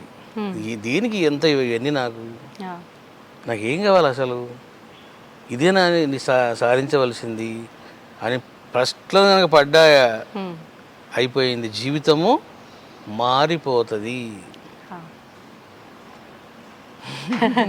అంటే ఎన్ని ఆలోచనలు వచ్చినా, ఇప్పుడు ఫర్ ఎగ్జాంపుల్ నన్నే తీసుకుందాము, మీరు ఒక మంచి మాట చెప్పారు, ఒక ఆ ప్రశ్న అనేది మనలో తలెత్తితే మారిపోతుంది. నిజంగా నాకు అనిపించింది అనుకోండి, ఇప్పుడు మీరు చెప్పగానే అయ్యో నేను మారిపోవాలి అనుకుంటాను, నాకు నేను క్వశ్చన్ వేసుకుంటాను, తెల్లారింది పడుకొని మళ్ళీ లేచినాము అని అంటే అంతా రొటీన్ అయిపోతుంది, అసలు ఇదంతా ఏమి గుర్తుండదు. అంటే ఇది మానవుల యొక్క లక్షణమే అది అనుకోవచ్చా? అసలు అది నా కర్మ ప్రారంధం అని అనుకోవచ్చా? అంటే ఇక్కడ రెండు విషయాలు ఉంటాయమ్మా, క్షణిక వైరాగ్యము, ప్రచండ వైరాగ్యం. క్షణిక వైరాగ్యం అంటే ఇప్పుడు ఒక మనిషి చనిపోయాడు, అతన్ని శ్మశానం తీసుకెళ్ళారు, మనం కూడా వెళ్ళాం. ప్రతి ఓడు అంటాడు ఏముందిరా అంత, ఎంతసేపు అంటాడు ఆ మాట, ఏముందిరా అంత అని, అంత మాయరా అంటాడు. అంతే, ఏముందిరా మనిషి జీవితం, ఊరిగా బాధపడతాం రా అని ప్రతి ఓడు వేదాంతం చెప్తాడు అక్కడ. అవును, అది ఎంత బయటికి పోనివ్వండి, ఫోన్ వస్తుంది, ఆగు వస్తాను ఇప్పుడు వస్తాను, అయిపోయింది. అంతే. అంటే అది తాత్కాలిక శ్మశాన వైరాగ్యం. ఇది ప్రచండ వైరాగ్యం అంటే అయిపోయింది. ఇంకా మొసలి నోట్లో పడ్డవాడు తప్పించుకోలేడో అలా పడలేడు. ఈ ప్రచండ వైరాగ్యం శ్రీరాముని కలిగింది. శ్రీరాముని కలిగింది ఏ సందర్భంలో? చిన్న వయసులోన శ్రీరాముడు కొన్ని తిరుగుతాడు, తీర్థాలు క్షేత్రాలు, ఇంకా భోజనం చేయుడు, నిద్రపోడు, ఇలాగే పరమ వైరాగ్యంతో ఉంటాడు. అప్పుడు తండ్రికి భయం కలుగుతుంది.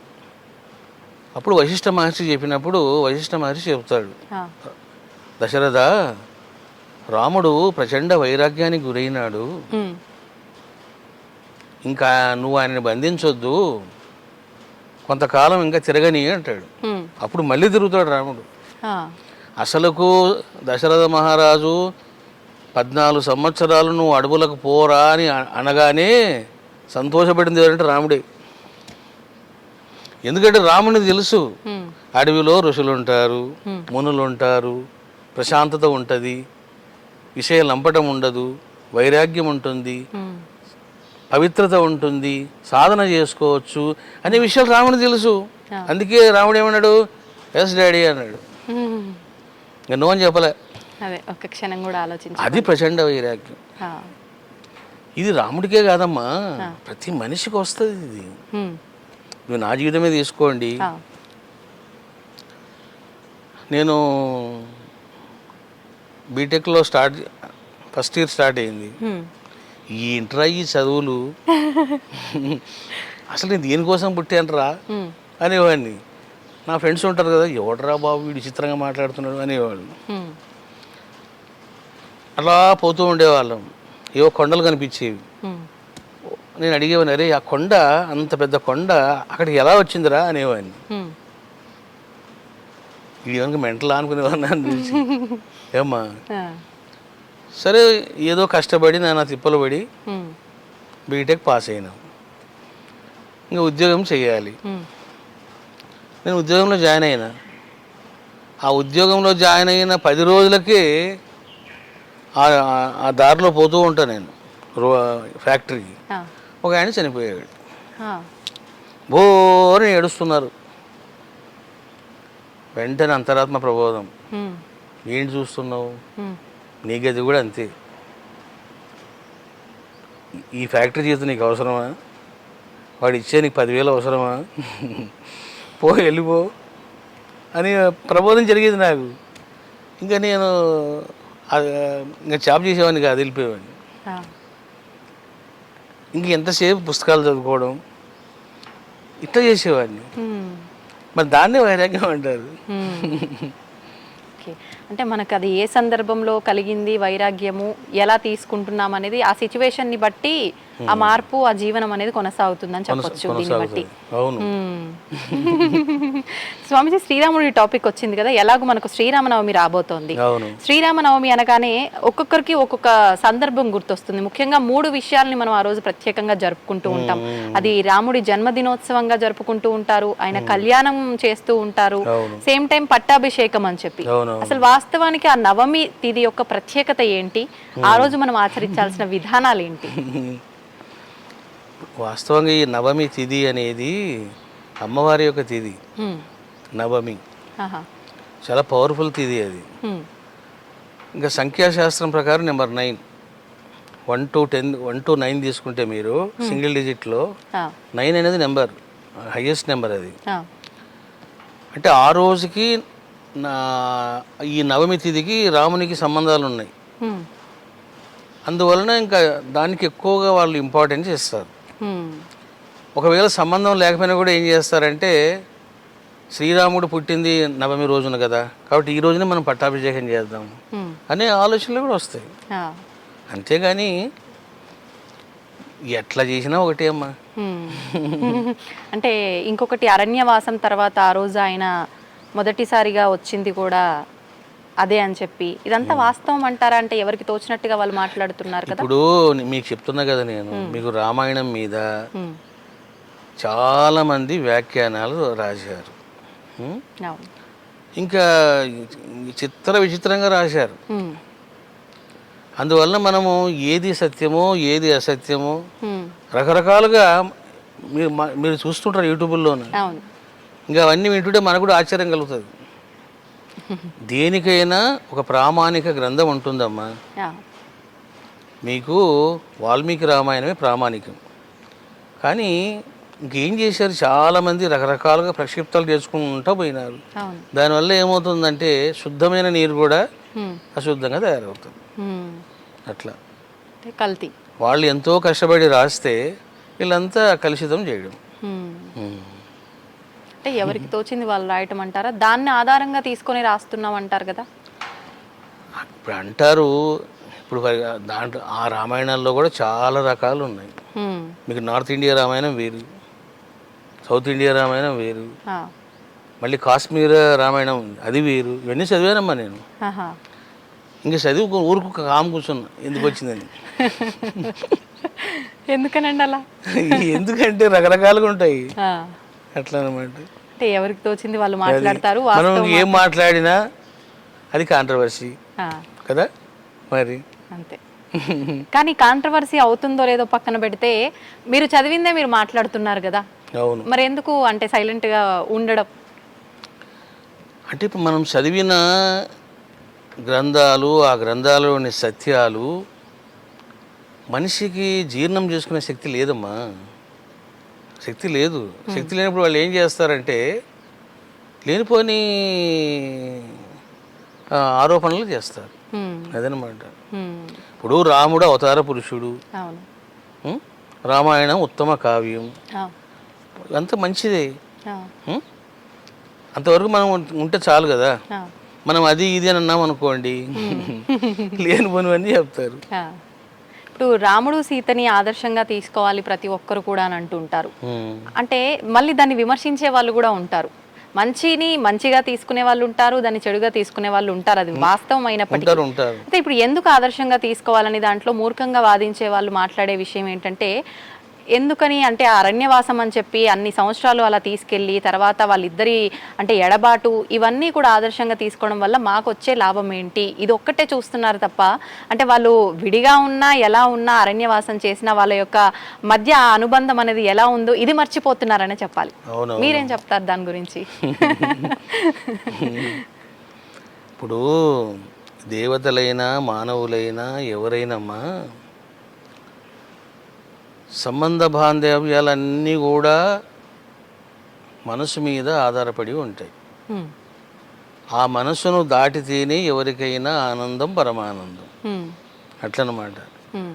సో కాబట్టి ఇప్పుడు సీతారాములు ప్రారంధానుసారం వాళ్ళు పాపం కష్టాలు పడ్డారు, మన కర్మానుసారం మనం కష్టపడుతున్నాం. ఆ. ఉం? మధ్యలో ఈ కంపారిజన్ చేసుకోవడం వలన ఏమవుతుందంటే లేని గోల తప్ప. ఆ. ఇక్కడ కావాల్సింది ఏంటి అంటే భార్యాభర్తలు ఇద్దరూ కూడా ఫస్ట్ యోగ సాధకులు, హ్మ్. ధ్యాన సాధకులు కావాలి. హ్మ్. ఇద్దరు ధ్యానం చేసే వాళ్ళు ఉంటే చాలమ్మా. ఆ. ఇంకా శాస్త్రాలు ధర్మాలు ఇవన్నీ అవసరం లేదు. హ్మ్. పొద్దున్న లేస్తూనే ఎవరి పనులు వాళ్ళు చేసుకుంటూ మంచిగా ధ్యానం చేశారనుకోండి, అది చాలు. హ్మ్. కానీ ఇప్పుడు ధ్యానం ఎవరు చేస్తున్నారు? ఇప్పుడు ఏం చేస్తున్నారంటే నీతులు నీతులు నీతులు, కథలు కథలు. అవును. నువ్వు వింటూనే ఉంటావా, ఇంకా ఆచరించావా? ఆ. ఇప్పుడు కాశీ గురించి వింటూనే ఉంటాడు. వెళ్ళి కాశీ పోయి చూసిరారా నాయన, ఆ. చూసేస్తే ఒక పని అయిపోతుంది కదా. వాడు చూడాడు, వింటాడు కాశీ గురించి. ఇట్లనమాట. వినడం కాదు, యూ హ్యావ్ టు ఎక్స్పీరియన్స్. ఇప్పుడు రాముడు కూడమ్మా ఆయన శిష్యరికం చేశారు వశిష్ఠ మహర్షికి. ఎందరో మహర్షుల దగ్గర ఆయన కూర్చొని ధ్యానం చేశారు రాముడు. ఇవన్నీ మర్చిపోతున్నారు. ఏం చేస్తున్నారంటే రాముడు మాంసం తిన్నాడా, మాంసం తినలేదా, మాంసం తింటే ఏంటి, తినకపోతే నీకేంటయ్యా, నువ్వు తింటున్నావా లేదా? చూసారా? అంటే ఇటువంటి పనికి మాలిన విషయాలన్నీ మాట్లాడడము, వీడియోలో పెట్టడము, ఇవన్నీ అసలు అవసరం లేని విషయాలు. ఏం రాముడికి ఇష్టం ఉంటే తింటాడు. కానీ అంటే కొన్ని ధర్మాలు ఉంటాయి కదా స్వామీజీ, అంటే ఇష్ట ప్రకారంగా తినటం అది పక్కన పెడితే క్షత్రియ ధర్మం అనేది ఒకటి ఉంటుంది కదా, మరి దాన్ని తినొచ్చు. అసలు రాజులు పప్పన్నం ఏం తింటారమ్మా, మనం తింటాం పప్పన్నం. ఓకే. మరి రాజులంతా వాళ్ళంతా మాంసాహారులే. కానీ ఆయన భగవంతుడి యొక్క స్వరూపం కదా, మానవ రూపంలో వచ్చిన భగవంతుడు కదా, మళ్ళీ ఆ ధర్మాన్ని కూడా ధిక్కరించకూడదు అంటారు కదా. అంటే పాపము రాముడుగా జీవించడానికి ఆయన సిద్ధంగా ఉన్నాడు. ఆయన జీవించాడు, ఎలా జీవించాలో. మనకి ఇష్టం లేదని అలా జీవించడం. అది ఇప్పుడు నాన్ వెజిటేరియన్ తినేవాడు, ఎవడరా నీకు చెప్పింది, రాముడు మా పార్టీ, ఆయన బాగా తిన్నాడు అంటారు. వెజిటేరియన్స్ ఉన్నారనుకోండి, చీ చీ చీ ఏం మాట్లాడుతున్నావు నువ్వు అంటారు. వాస్తవం. అసలుకి ఇవన్నీ వాదోపాదాలు ఎక్కడి నుండి వస్తున్నాయి? మన భావాల నుండే వస్తుంది. అవును. మరి వాస్తవానికి ధర్మ ప్రకారంగా మాంసాహారం తినొచ్చు అంటారా? అంటే ఒక జీవిని బలి ఇవ్వకూడదు, అధర్మం అంటారు కదా, మరి ఒక జీవిని బలిస్తున్నట్టే మాంసాహారం తినడం అంటే అది విరుద్ధం అంటారా ధర్మానికి? ఇప్పుడు చూడమ్మా, ఇప్పుడు ధర్మము, విశేష ధర్మం అని రెండు ఉంటాయి. ఒక మేక అలా పోతూ ఉంది, ఆ మేకను నరికేసాం, వెళ్ళి వండుకొని తిన్నాం. ఇదిగో అది జీవహింస. అది జీవహింస, అది పాపం. ఎందుకు చంపేసావు దాన్ని? అది పాపం. అది ఇప్పుడు అదే మేకను తీసుకెళ్ళి కాళీమాతకు బలి ఇచ్చాడు అవును కదా.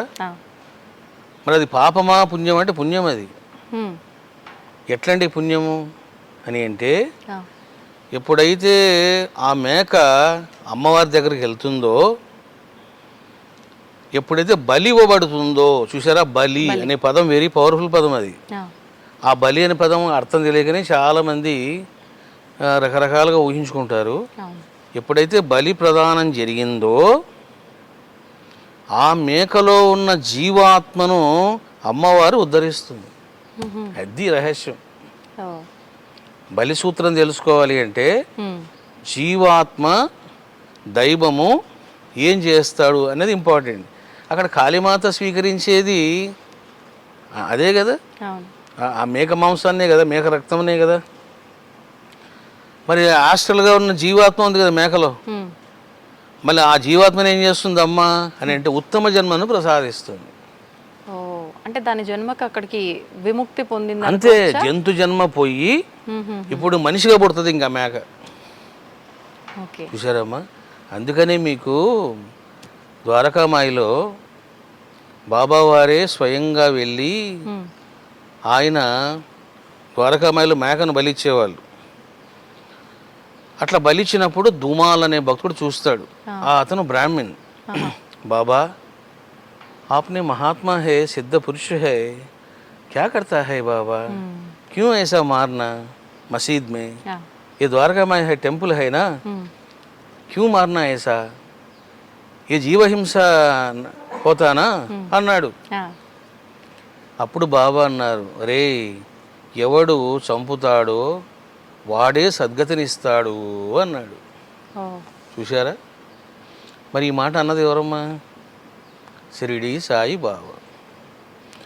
సాయిబాబా మసీదులో బలి ఇచ్చాడు అంటారే కానీ, విమర్శిస్తారే కానీ ఏం జరిగింది అక్కడ? ఆ మేకలోని జీవాత్మను బాబా ఏం చేశాడు అని అంటే దానికి సద్గతిని ప్రసాదించాడు. మేక ఎప్పుడో సావాల్సిందే, చచ్చిపోతుంది అది. ఇప్పుడు అది ఉత్తమ కార్యము చేసి సత్కర్మను చేసి చనిపోయింది. కాబట్టి బలిలో మీకు అది ఉంటుంది.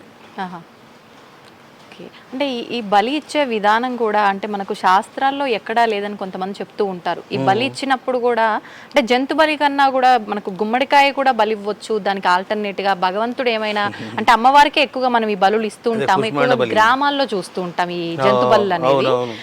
ఎక్కడ లేదు శాస్త్రాల్లో, ఇదంతా కూడా ఆ ప్రాంత ఆచారాన్ని బట్టి వచ్చింది అని చెప్పంటారు. ఇది వాస్తవమా స్వామీజీ? ఈ బలి అన్నది వేదాల్లో కూడా ఉందమ్మా. అవునా? ఉంది. గోవు అసలు మనిషినే ఇచ్చారు. మనిషినే ఆ టైంలోన ఉంది. నరబలి కూడా ఉంది, గోబలి ఉంది, నరబలి ఉంది, అశ్వబలి ఉంది, గుర్రం గజబలి ఉంది, ఇవన్నీ ఉన్నాయి. అసలుకు ఆ బలి ఇచ్చేటువంటి ఒక పెద్ద ప్రాసెస్ ఉంటుంది. ఊరికనే కత్తితో నరికేరమ్మా. ఇప్పుడు మీరు కామాఖ్య ఎప్పుడైనా చూసారా? లేదు, కానీ వింటున్నాం ఈ మధ్య. ఒకసారి పోయిరండి. కామాఖ్యలో ఇంకా మీకు తెగుతూనే ఉంటాయి తలకాయలు, తెగుతూనే ఉంటాయి. ఒక గున్నపోతు కావచ్చు, ఏదైనా కావచ్చు, అలా కట్ చేయగానే తీసుకెళ్ళి అమ్మవారికి ముందు పెట్టేస్తారు తలకాయ. కొన్ని గంటలు పెడతారు అట్లా. ఆ శిరస్సు యొక్క బ్లడ్ అంతా అమ్మ తీసుకుంటూ ఉంటుంది. అంటే ఆలయ ప్రాంగణంలోకి తీసుకెళ్తారు, గర్భగుడిలోకే. నేను చూసాను కదా కాళీమాత టెంపుల్లో. నేను వెళ్ళినప్పుడు నేను బలి ఇవ్వడం చూశాను, తీసుకెళ్ళడం కూడా చూశాను. అట్లా రోజు జరుగుతుంటుంది అక్కడ. మరి ఏం జరుగుతుంది అక్కడ అని అంటే ఆ యొక్క పశువులోని జీవాత్మకు అమ్మవారు సద్గతి ప్రసాదిస్తుంది. అది ఓకే. అంటే మామూలుగా ఈ బలులు, ఈ జీవహింస ఇవన్నీ కూడా అంటే సాత్విక విధానంలో పూజించే దేవతామూర్తులకి ఇది అంతా కూడా చెందదు. ఇది మళ్ళీ తాంత్రిక రూపంలోనో వేరే రకంగా అంటే కొన్ని సాంప్రదాయాలని ఆచారాలను బట్టి చేసే పూజలకి అంటే వామాచారం అని చెప్పి ఇలా రకరకాల ఆచారాలు ఉంటాయి కదా, ప్రత్యేకించి వాటికి సంబంధించింది అంటారు కదా. మరి ఇప్పుడు శక్తిపీఠాల్లో ఆచరించేదంతా కూడా ఎటువంటి విధానం అంటారు? మీకు ఇప్పుడు భైరవులు, దశభైరవులు, అష్టభైరవులు, తర్వాత దశమహావిద్యా దేవతలు, తర్వాత అష్టమాతృకలు, గ్రామదేవతలు, ప్రత్యంగిర, వారాహి, వీళ్ళందరికీ ఇవ్వాల్సిందే. ఇవ్వకపోతే ఇంకా అంతే వాళ్ళ కథ. అంటే ఏమవుతుంది? ఏమవుతుందంటే మనం ఇప్పుడు వాళ్ళని మనం ఆకలితో పెడుతున్నాం కదా. ఇప్పుడు నేను మీ ఇంటికి వచ్చినాను, ఎంతసేపు నాకు నీళ్లు ఇస్తుంటే ఈ అమ్మాయి భోజనం ఎప్పుడు పెడతారా నాయన అనుకుంటాం కదా. ఎందుకంటే వాళ్ళ ఆహారం అది, వాళ్ళ ఆహారం అది కాదు.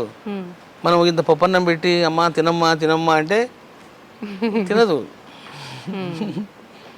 ఉగ్ర రూపాలుగా తీసుకోవచ్చు అంటారా? అంటే ఈ మాంసం నివేదన చేసే దేవతామూర్తులందరినీ ఉగ్ర స్వరూపాలు తీసుకోవచ్చు. ఇప్పుడు మీకు దశమహావిద్యలు అందరూ తీసుకుంటారు కదమ్మా. అవును, కానీ ఒకప్పుడు దశమహావిద్యలు అని అంటే చాలా రహస్యంగా చేయాల్సిన పూజలు అని చెప్పి రహస్య దేవతలు అని చెప్పి విన్నాము. కానీ ఇప్పుడు మాత్రం అంతా కూడా బహిరంగంగా ఉపాసనా పరులు కానీ ఆలయాలు కట్టడం కానీ ఎక్కడ పడితే అక్కడ వినటము, మాట్లాడటము, పూజ చేయటం ఇవన్నీ వింటున్నాం. ఏంటంటారు ఈ మార్పు? ఇప్పుడు మనకు కాలం ఎప్పుడు ఒకలా ఉండదమ్మా, అది మారిపోతూ ఉంటుంది. టెక్నాలజీ ఎలా మారుతూ పోతుందో, యూ టేక్ ఎనీథింగ్, మీరు సినిమా ఫీల్డ్ తీసుకోండి, స్పిరిచువాలిటీ తీసుకోండి, మీరు ఏదైనా తీసుకోండి, గ్రాఫిక్స్ తీసుకోండి, మారిపోతూ ఉంటుంది. అదేవిధంగా దేవుడి విషయంలో కూడా మారిపోతూ ఉంటాయి. ఒకనాడు గుప్తంగా కూర్చునేవాళ్ళు. ఎందుకు కూర్చునేవాళ్ళమ్మా? ఫర్ ఎగ్జాంపుల్ మీకు కావ్యకంఠ మహాగణపతి అని రమణ మహర్షి శిష్యుడు ఉన్నారు. ఆయన తారాదేవి గురించి తెలుసుకోవాలని, మంత్రం తీసుకోవాలని పాపం దేశ సంచారం చేశాడు. ఆయనకి ఎవరు పట్టించుకోలే.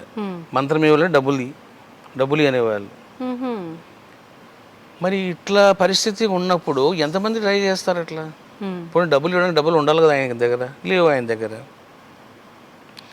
ఇక రెండవది ఏంటంటే ఆనాడు శాస్త్రాలు అందుబాటులో లేవు. కూర్చొని నోట్స్ రాసుకోవడం కూడా మరి ఎట్లమ్మా, మళ్ళీ పెన్ను ఇంకు ఉన్న కాలం కూడా కాదు అది. ఇట్లా మంత్రం చూసి కళ్ళల్లో పెట్టుకునేవారు. అంటే చూడండి ఇంకెంత ప్రజ్ఞానము. అప్పట్లో ఇంకా ఈ రాత లేదు అదనమాట.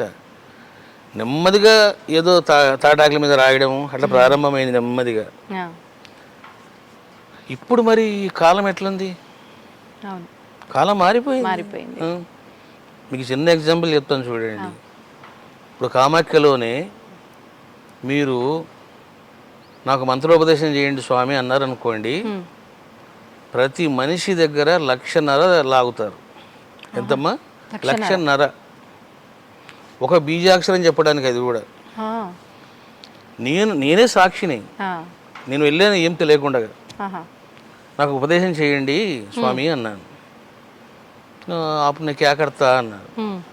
నేను ఏదో చెప్పారు.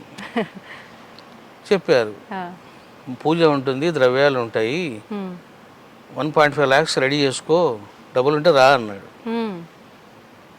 సరే నేను తీసుకునే వెళ్ళాను. చూడాలి కదా ఏం చెప్తాడు.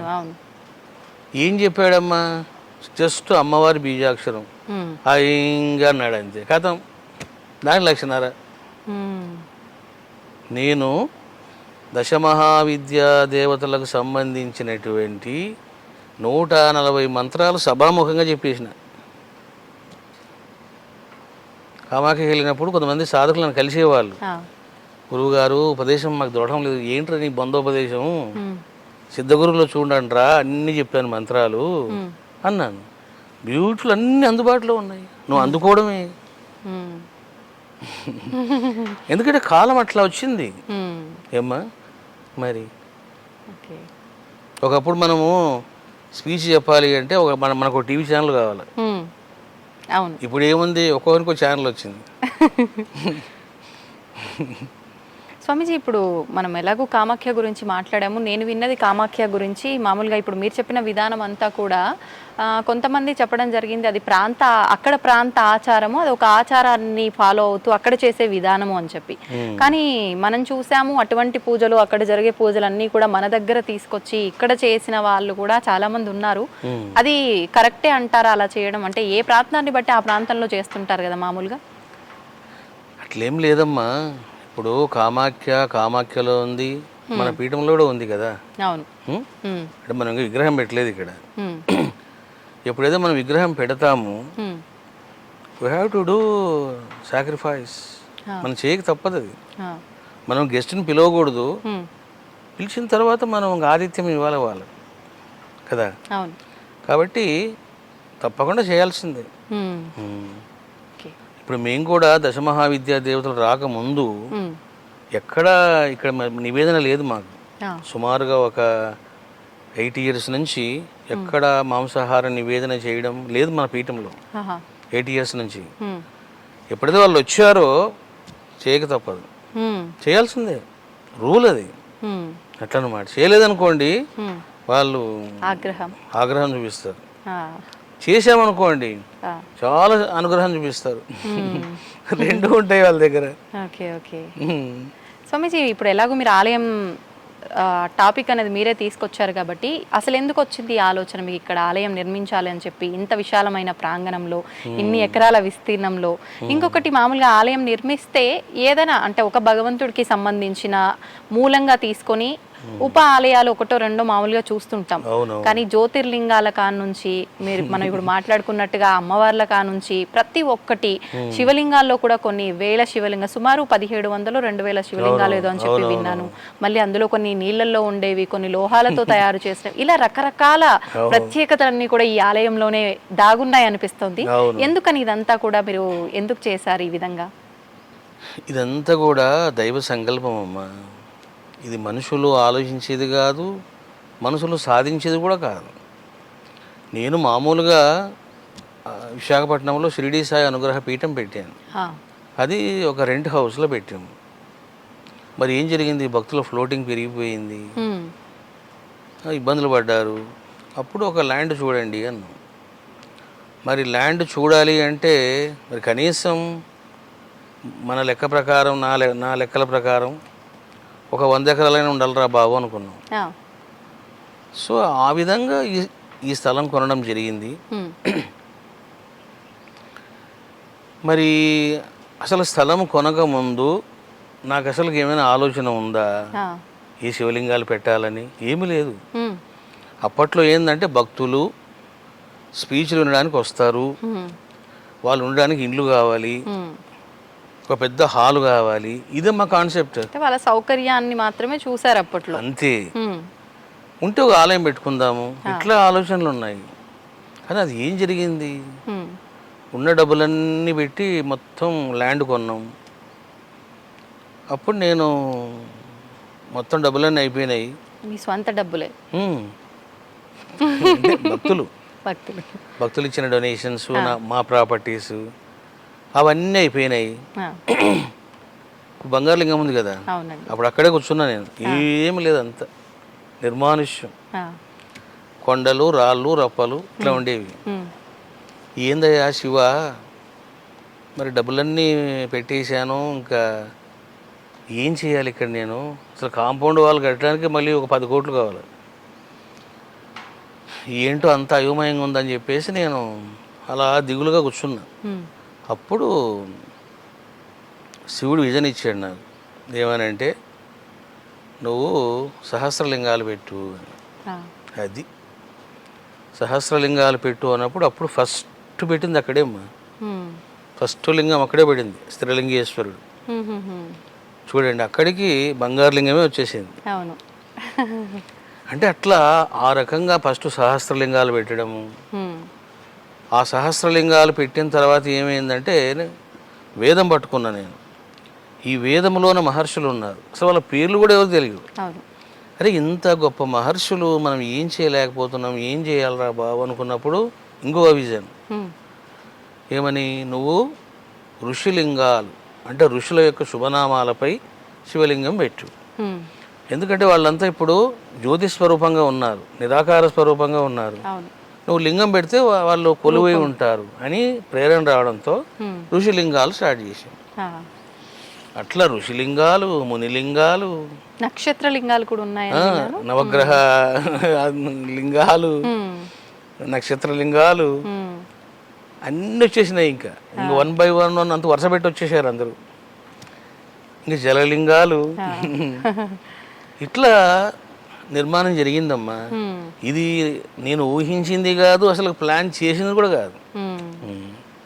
ఓకే, భక్తులను ఉద్దేశించి తీసుకున్న కాస్త స్థలం అనేది ఇప్పుడు ఇలా ఒక పెద్ద ఆలయంలా మారిపోయి భక్తుల రద్దీ అనేది పెరిగిపోయింది. ఒక మంచి అంటే అంటారు కదా, మనం ప్రతిష్ఠించిన ఆ విధానంలోనే ఆ భక్తి నిజంగా ఆ దేవుడి యొక్క ఏమంటారు నమ్మడము, ఆ పవర్ అనేది ఉంటుంది అని చెప్పి, ఆ పవర్ ఇక్కడ ఉంది కాబట్టి ఇది ఇప్పుడు ఎక్కడెక్కడి నుంచో ఎన్నో ప్రాంతాల నుంచి ఆ భక్తులు అనేది రావటము, దర్శించుకోవడం జరుగుతుంది. అవునవును. అసలు మీకు ఇంకొక ఆశ్చర్యకర విషయం చెప్తే ఆశ్చర్యపోతారు. ఏంటండి? ఇక్కడ ల్యాండ్ కొన్నాము, ఇక్కడ నీళ్లు పడవు. ఇక్కడున్న రైతులంతా ఈ స్వామి పిచ్చోళ్ళ ఉన్నాడు, మోసపోయాడు రైడు అనుకున్నారు. అప్పుడు వాళ్ళంతా నవ్వుకున్నారు, మరి నీళ్ళు లేకపోతే ఈ స్వామి ఏం చేస్తాడు అని. అప్పుడు ఇప్పుడు ఈ టెంపుల్ ఉంది కదా, ఈ టెంపుల్ నుంచి ఒక 1/2 km డిస్టెన్స్లోన నేను చెప్పాను అక్కడ తవ్వండి అని. కరెక్ట్గా అక్కడ తవ్వితే వాస్తవంగా ఇక్కడ నీళ్లు పడాలి అంటే సుమారుగా 900 నుంచి 1200 పోతేగా నీళ్లు పడవు. నేను ఎక్కడైతే చెప్పానో నేను అనుకున్నాను పడతాయిలే ఒక 600-700 అనుకున్నాను. 15 అడుగులకి నీరు పడింది. 15 అడుగులకే. ఇప్పుడు చూడొచ్చు, ఇప్పుడు ఆ నీళ్ళే అది మొత్తం శివుడు అభిషేకం చేయించుకుంటాడు. ఆ నీళ్ళేమ్మా, లేదా అసలు ఇక్కడ ఉండలేము, మనం పారిపోతాం. మొత్తానికి మీరు అనుకోవడము, భగవంతుడు వెనకాల ఉండి అన్ని నడిపించడము, ఆయన ఆలయాన్ని నిర్మించుకోవడం అన్ని కూడా అనుకోకుండా జరిగిపోయాయి. అన్ని జరిగిపోయినాయి. అయితే మీరు ఇక్కడే కాదు, అమెరికాలో కూడా, యుఎస్ఏలో కూడా శివలింగాలు ప్రతిష్ఠించారు అని చెప్పి, శ్రీచక్రాలు స్థాపన చేశారని చెప్పి విన్నాను స్వామిజీ. అక్కడ అంటే మన దేశం కాని దేశంలో అలాంటివి చెయ్యాలన్న ఆలోచన మీకెందుకు వచ్చింది? అది నేను చెప్తున్నా కదమ్మా, ఏది నా ఆలోచనలో ఉండదు, అంతా శివశక్తులు నడిపిస్తుంటారు. శివ, శక్తి, సాయి, భైరవాలు నడిపిస్తుంటారు. మీకు తెలుసు కదా, అమెరికాలోన ల్యాండ్ కొనడం చాలా కష్టం. అవును. నెంబర్ 2, ల్యాండ్ కొన్న టెంపుల్ నిర్మాణం చేయాలంటే మనకు చుక్కలు కనపడతాయి. So many restrictions. ఇంకా వాటి చుట్టూ తిరగడానికి మనకు 1 year పడుతుంది. నెంబర్ 3, ఇంత ల్యాండ్ ఉందంటే ఇంత ల్యాండ్ పార్కింగ్ వదిలిపెట్టాలి, ఇది కట్టకూడదు, డ్రైనేజ్ సిస్టమ్ ఉండకూడదు, రకరకాల కండిషన్స్ ఉంటాయి. నాకు ఇవన్నీ ఇంక అర్థమయ్యి ఓ నమస్కారం చేసిన వాళ్ళకి, వద్దుపోరా బాబు అని. మరి ఏం జరిగిందమ్మా, సహస్ర శ్రీచక్రాల ప్రతిష్టాపనం చేశాం ఇక్కడ. శ్రీచక్రాల మన ఆలయంలోనే ఇక్కడ ప్రతిష్టాపనం జరిగిన వితిన్ 11 days లోపలనే టెక్సస్లో 10 ఎకరాల ల్యాండ్ మనకు అమ్మ ఇచ్చేసింది. 10 ఎకరాలు. చూడండి ఎంత విచిత్రం అన్నమాట. సరే, అక్కడ మనకు బ్యాంక్ ఉంది, ఆ బ్యాంకులో ఎప్పటి నుంచో డబ్బులు పడుతూ ఉన్నాయి. సరే, ఆ డబ్బులు అలా పడుతూ ఉన్నాయి, అట్లా ఉన్నాయి ఆ డబ్బులు. అనుకోకుండా ఒక మంచి ల్యాండ్ రావడం, వాళ్ళు కొనడం జరిగిపోయింది. అందులో వాళ్ళు ఏమన్నారు, we can do anything here, no restrictions అన్నారు. ఇంక వెంటనే ఇక్కడి నుంచి వెళ్ళిపోయాను. వాస్తవంగా నేను చూసి వద్దాం అనుకున్నా, ప్రతిష్ట చేసి వచ్చాను. వితిన్ 25 daysలో టెంపుల్ నిర్మాణం చేశాను. అంత తక్కువ సమయంలో నేనే వెళ్ళాను. మొత్తం అంతా ఆ ఇటుకలు, ఆ శివలింగాలు, శ్రీచక్రాలు తెప్పించాను ఫ్లైట్లో. మరి అమ్మ అనుగ్రహం వలన వితిన్ 1 month లోపలనే అక్కడ ఆలయానికి మొత్తం కాంపౌండ్ వాల్ కట్టడం, ఒక గేట్ పెట్టడం, ఆలయం కట్టడం, ఇవన్నీ జరిగినాయి. ఏ సంవత్సరంలో స్వామీజీ? లాస్ట్ ఇయర్ 24లోనా? 24. ఓకే. మామూలుగా అంటే మన హిందూ ఆలయాలకి అక్కడ ఆదరణ బాగానే ఉంటుందా, ఎలా ఉంటుంది? ఆదరణ అంటే అమ్మా సాటర్డే సండే మన వాళ్ళు వెళ్తారు. ఇంకా వాళ్ళకి ఏంటంటే పాపం అక్కడ ఏదో ప్రసాదం పెడతారు, కొంచెం రిలాక్స్ అవ్వచ్చు అనే ఉద్దేశంతో వెళ్తారు. కాకపోతే అక్కడ చాలా కండిషన్స్ అసలు మనం భరించలేము, అవి భరించలేము. అక్కడ అభిషేకం చేయాలి, ఎలా చేయాలో కూడా మనల్ని ఆదేశిస్తాడు. ఆ నీళ్లు నువ్వు ఇన్ని నీళ్ళు వాడాలా అంటాడు. ఇంకా అన్ని ఇప్పుడు మన టెంపుల్ అలా కాదు, నువ్వు ట్యాంక్తో పోసినా పట్టించుకోండి. ఎందుకని అంత మంచి అవకాశాన్ని కల్పించాలనిపించింది భక్తులకి? మీకు అదే చెప్తున్నా కదా. మామూలుగా శివలింగాన్ని ఆడవాళ్ళు తాకకూడదు అని చెప్పి ఏవేవో కండిషన్లు చాలా చెప్తూ ఉంటారు. లింగ రూపంలో ఉండటానికి ఏదో రీజన్ ఉంది శివుడిది అని చెప్పి, ఆడవాళ్ళు తాకూడదు అని చెప్పి ఇలా చెప్తూ ఉంటారు. మామూలుగా గర్భగుడిలోకి వెళ్ళకూడదు అని చెప్పి, ఎందుకని ఇలా మరి?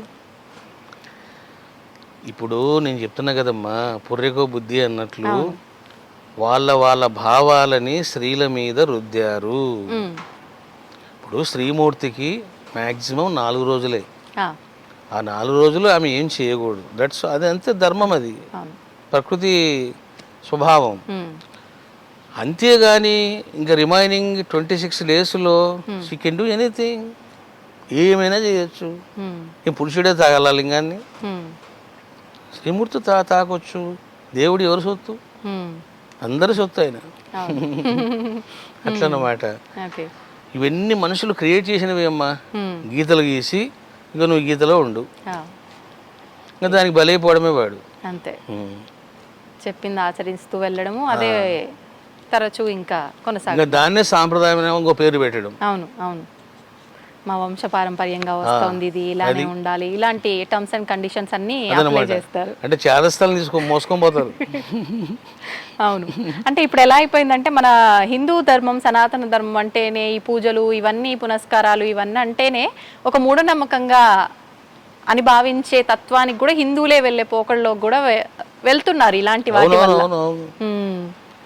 వెళ్తారు. అవును, నిజంగా మన హిందూ ధర్మంలో మూఢనమ్మకాలు ఉన్నాయా స్వామీజీ? ఏం చెప్తారు మీరు దాని గురించి? ఏ మూఢనమ్మకాలు లేవమ్మా, అంత సహజత్వమే.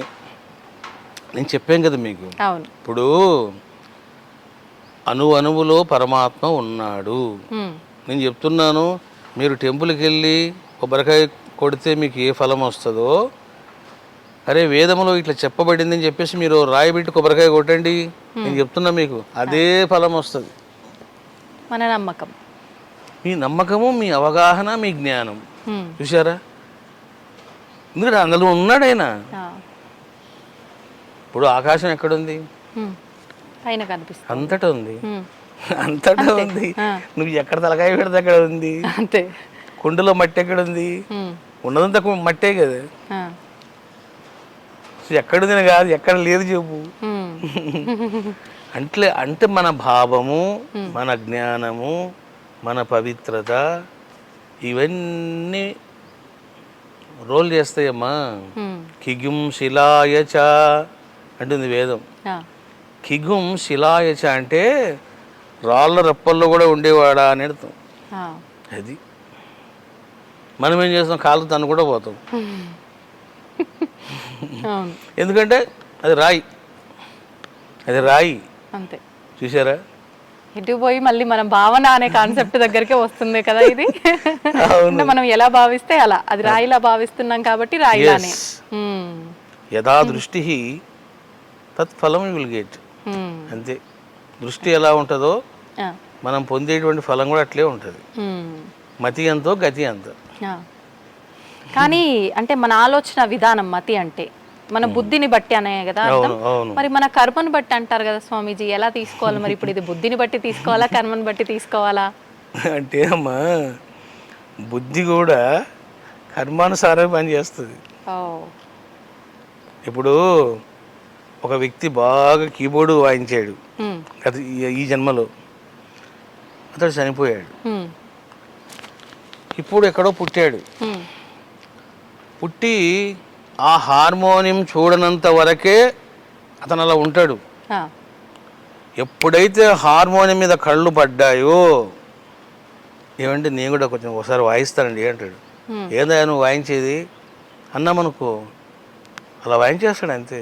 ఎందుకు తెలిసినమ్మా, బాడీ మారిపోయింది కానీ టాలెంట్ ఎక్కడ పోయింది, నైపుణ్యం ఎక్కడ పోయింది, అభ్యాసం ఎక్కడ పోయింది, నాలెడ్జ్ ఎక్కడ పోయింది, అన్ని హాస్టల్ బాడీలో ఉన్నాయి. వాడు ఎవడు నేర్పించారు వాడికి, చూసారా? కాబట్టి ఆ హార్మోనియం చూడగానే నేను వాయిస్తానండి అంటాడు. అంటే మరి ఇప్పుడు ఆ వాయించడం అనే కర్మ కారణం ఏంటి? గత జన్మలో చేసిన కర్మ, సంపాదించుకున్న సంస్కారాలు బుద్ధిలో. ఇప్పుడు మనం ఏం చేస్తామో అది మన బుద్ధిలో రికార్డ్ అవుతుంది. ఇప్పుడు మనము ఒక మామిడి పండు తిన్నామనుకోండి, దాంట్లో చాలా రకాలు ఉంటాయి. చిత్తూరు మామిడి పండ్లు ఉంటాయి, ఇది బంగినపల్లి ఏదో అంటారు. నేను ఒకసారి మా భార్య ఊరికి పోయినప్పుడు నాకు పండు ఇచ్చారు, చాలా మధురంగా ఉంది. అది నేను ఫస్ట్ టైం తినడం. ఇంకా చూడండి, అది తిన్న తర్వాత ఆ సీజన్ వస్తే ఆ పండ్లు ఉన్నాయా అని అంటాను. చూసారా? అసలు నాకు ఎందుకు వచ్చిందమ్మా ఆలోచన? కొన్ని రోజుల కిందట తిన్నాను, చాలా మధురంగా ఉంది అని నా బుద్ధిలో ప్రింట్ అయింది, అది రికార్డ్ అయింది. ఇప్పుడు now I'm thinking about that fruit again to eat. ఎందుకు అని అంటే బుద్ధి. కాబట్టి బుద్ధి కర్మానుసారిణి, కర్మను బట్టి నీకు బుద్ధి వచ్చింది. ఓకే, సూపర్ అండి. అంటే మనకు అతి త్వరలోనే మన నూతన సంవత్సరం రాబోతోంది, ఉగాది. ప్రస్తుతం మనం క్రోధినామ సంవత్సరంలో ఉన్నాము, శ్రీ విశ్వవసునామ సంవత్సరంలో అడుగు పెట్టబోతున్నాము. ఉగాది అని మనం పిలిచే నామం కూడా ఉగాది కాదు, యుగాది అని చెప్పి అంటూ ఉంటారు. మరి ఈ నామం అనేది ఎందుకు ఇలా మారింది, అసలు ఉగాది విశిష్టత ఏంటి? అవునవును, అది వాస్తవంగా యుగాది, యుగానికి ఆరంభ సుదినం అన్నమాట. అంటే చెప్పాలంటే ఇప్పుడు మీకు నాకు బర్త్డేస్ ఎట్లున్నాయో ఈ విశ్వానికి బర్త్డే ఉగాది, అందుకే యుగాది అంటారు. అది ఇంకా అది ఏమైందంటే వికృతం, ప్రతిదానికి వస్తుంటుంది వికృతం. ఆ యుగాది పోయి ఉగాది అయిపోయింది. యుగాది మీరు అన్నది కరెక్టే, అది వైదిక పరిభాష. వైదిక పరిభాష. కాలం గతిలో మారిపోతుంటాయి పదాలమ్మా, అట్లా. అయితే మనకు ఇప్పుడు ఉగాది అనగానే గుర్తొచ్చేది షడ్రుచుల కలయిక అని చెప్పి, ఉగాది పచ్చడి, పంచాంగ శ్రవణము, ఇలా మాట్లాడుకుంటూ ఉంటాం. ఆ రోజు పంచాంగం గనక వినకపోతే ఏదో కోల్పోయినట్టుగానే ఫీల్ అవుతుంటారు. నిజంగా ఈ విధానం అంతా కూడా మనకు, అంటే ఇందాక మనం మాట్లాడుకున్నట్టు ఒకటి ఏదైనా వస్తే అది అలా కొనసాగుతున్నట్టుగా వచ్చిందా, లేదంటే ఇది మన శాస్త్ర గ్రంథాల్లో ఉందా ఈ విధానం అంతా కూడా? ఉంది. అంటే ఇప్పుడు ఏం లేదమ్మా, మనకు యుగ ఆరంభ సుదినం కదా, అంటే కొత్త సంవత్సరము అనగానే మన భావాలు కూడా కొత్తగా ఉండాలి, మన విజయాలు కూడా కొత్తగా ఉండాలి, మన సంపాదన కూడా కొత్తగా ఉండాలి అని అన్ని కొత్తదనం కోరుకుంటుంది మనసు. సో అందువల్ల మనం ఏం చేస్తామంటే అది విన్నప్పుడు వీళ్ళకి బాగుంటుంది, వీళ్ళకి బాగుండదు, ఇట్లా చాలామంది చూసుకుంటూ ఉంటారు. ఏదైనా మనము చేసే ఎఫర్ట్, మన యొక్క పరిశ్రమ మన భవిష్యత్తుని నిర్ణయిస్తాయి. కాలం పని కాలం చేస్తూనే ఉంటుంది, గ్రహాల పని గ్రహాలు చేస్తూనే ఉంటాయి, కానీ నీ పని నువ్వు చేయాలి కదా అన్నమాట. ఓకే. అంటే ఏ పని అది చేసుకున్నా కూడా, అంటే చేసుకుంటుంది, మన పని మనం చేయాలి, ఓకే వాస్తవం. కానీ ఈ పూజలు ఇవన్నీ చేయడం వెనకాల ఆంతర్యం కూడా మార్పు వస్తుంది, మారదు కానీ మార్పు వస్తుంది అనే ఒక సంకల్పంతో వస్తుంది. గ్యారెంటీ వస్తుంది, మార్పు అనేది ఉంటుందమ్మా. ఇప్పుడు మనము ఎప్పుడైతే దైవానికి సంబంధించిన ఉపాసన చేస్తామో మార్పులు వచ్చేస్తాయి మార్పులు. కాబట్టి ఉపాసన మోస్ట్ ఇంపార్టెంట్. నన్ను అడిగితే అసలుకు మంచిగా తపస్సు చేసుకోవాలి, కానీ తపస్సు చేసేవాడు ఎవడు? ఇప్పుడు తపస్సు చేయాలని పోయినా ఆ, చేయలేము అసలు. నేను విశ్వ ప్రయత్నాలు చేసిన, ఆ, హిమాలయాస్కు సుమారుగా 10 సార్లు పోయింటాను. పోవడం మళ్ళీ ఒక 10 రోజులు తిరిగి రావడం. ఉమ్. ఇంకా మా భార్య అనేది ఎందుకు పోతావు ఎందుకు వస్తావు అని. అదేంటి స్వామీజీ, మామూలుగా అంటే ఏకాగ్రత లోపించడం అనుకోవచ్చా? మామూలుగా మీరు ఆధ్యాత్మిక వైపునే ఉన్నారు కదా, మీకు కూడా పడకపోవడం ఏంటి? అంటే పరిస్థితులు. ఉమ్, మీరు ఎక్కడికన్నా పోండి, ఉమ్, ఒకటే సౌండ్ పొల్యూషన్. ఇంకా ఇక్కడ ఎట్లా ఉంది అక్కడ ఎట్లా ఉంటుంది. ఆహా, ఇంకా చెప్పాలంటే మనకి ఇక్కడ ఇంకా బాగుంటుంది. ఉమ్, నేను చాలా చూశానమ్మా. ఉమ్, తర్వాత సౌండ్ పొల్యూషన్ ఉంటుంది, చాలా డిస్టర్బెన్స్ ఉంటుంది. రెండోది ఏంటంటే మీకు ఫుడ్ ప్రాబ్లం ఉంటుంది, ఫుడ్ టైం దొరకదు. ఆ, ఇంకా కూలింగ్ విషయం అంటారా, మనం తట్టుకోలేం, జ్వరం వస్తుంది. ఆ, ఇట్లా ఇవన్నీ చూసే నేను ఇంకా అరే బాబు ఇంట్లో కూర్చోవడం మంచిది రా నాయన, ఉమ్, ఏదో మనం చేసిన సాధన ఇక్కడే చేసుకోవచ్చు అనిపిస్తుంది. ఉమ్. అంటే మనం ఉన్న దగ్గరే మనం ఏదైనా సాధించుకోగలుగుతాము అంతే. అనటానికి ఇది కూడా ఒక ఎగ్జాంపుల్ కావచ్చు. ఎగ్జాంపుల్ ఏది. అంటారు కదా, అంటే ఎక్కడ వెళ్ళినా మన ఇంటికి వస్తే దానికి మించిన సుఖం ఇంకోటి లేదు అని అవును అవును చెప్పి. అవును అవును అవును అవును కరెక్ట్. అది ఆ, కరెక్ట్ అమ్మా. అది చాలా డిస్టర్బెన్స్ ఉంటుంది బయట. ఉమ్. స్వామీజీ, నమ్మకాలతో భాష్యం చెప్తున్నారు అని చెప్పి విన్నాము, దాని గురించి ఒక 2 మాటలు. మనకు యజుర్వేదములోన 16వ అధ్యాయంలో 66 మంత్రాలు ఉన్నాయి. ఉమ్, అవి చాలా పవర్ఫుల్ మంత్రాలు అన్నమాట. ఒక్కొక్క మంత్రాన్ని నువ్వు పఠిస్తే ఒక్కొక్క ఫలం నీకు వస్తుంది. ఉమ్, కానీ కాలగతిలో ఏం జరిగిందంటే మనకు తెలుసు కదా, ఈ ముస్లిమ్స్ పరిపాలనలో చాలా అరాచకాలు జరిగి వాంగ్మయానికి దూరమైనారు. ఉమ్, అటువంటి టైంలోన నార్త్ ఇండియాలో శుక్ల యజుర్వేదం పరిశుద్ధంగా ఉంది, వాళ్ళు వాడుకుంటున్నారు. ఉమ్, ఇక్కడ ప్రాబ్లం వచ్చింది సౌత్ ఇండియాలో, వాళ్ళకి వేదం దొరకలే. ఆ, దొరకకపోవడం వల్ల వాళ్ళు ఏం చేశారంటే బ్రాహ్మణాలు ఆరణ్యకాల్లోని మంత్రాలను తీసుకొని ఉమ్, ఈ శుక్ల యజుర్ మంత్రాలు తీసుకొని వాళ్ళు తయారు చేసుకున్నారు. ఉమ్, అది తరతరాలుగా సాగిపోయింది. అట్లా ఆ, కొన్ని తరాలు వెళ్ళిపోయింది. దానికి కృష్ణ యజుర్వేదం పేరు పెట్టుకున్నారు. నేను 4 వేదాలు చదవడం కాదమ్మా, పరిష్కృతం చేశాను నేను. ఉమ్, పరిష్కృతం అంటే ఉమ్, అచ్చు దోషాలు, ప్రింటింగ్ దోషాలు, మానవ తప్పిద దోషాలు అవన్నీ తీసేసాము. ఉమ్. శుద్ధమైన లోపాలు సవరించడం అనుకోవచ్చా? అంతే ఆ, చేశాను. ఉమ్, ఈ నమ్మకము చాలా పవర్ఫుల్ అని చెప్పాను కదా. అవును. ఇప్పుడు ఏం జరిగిందంటే సరే, దేశకాల పరిస్థితులను బట్టి ఆ రోజు మీకు దొరకలేదు, మీరు ఏదో చదువుకున్నారు. ఉమ్, ఇప్పుడు దొరుకుతుంది, అది ఉమ్, ఇప్పుడు దొరుకుతుంది, అందుబాటులోకి వచ్చింది. ఆ, మరి వచ్చినప్పుడు మనం ఒరిజినల్ వేదం చదువుకోవాలి కదా. అవును. అట్లా చదువుకోకుండా ఏం చేస్తున్నారు, అదే పట్టుకొని కూర్చున్నారు.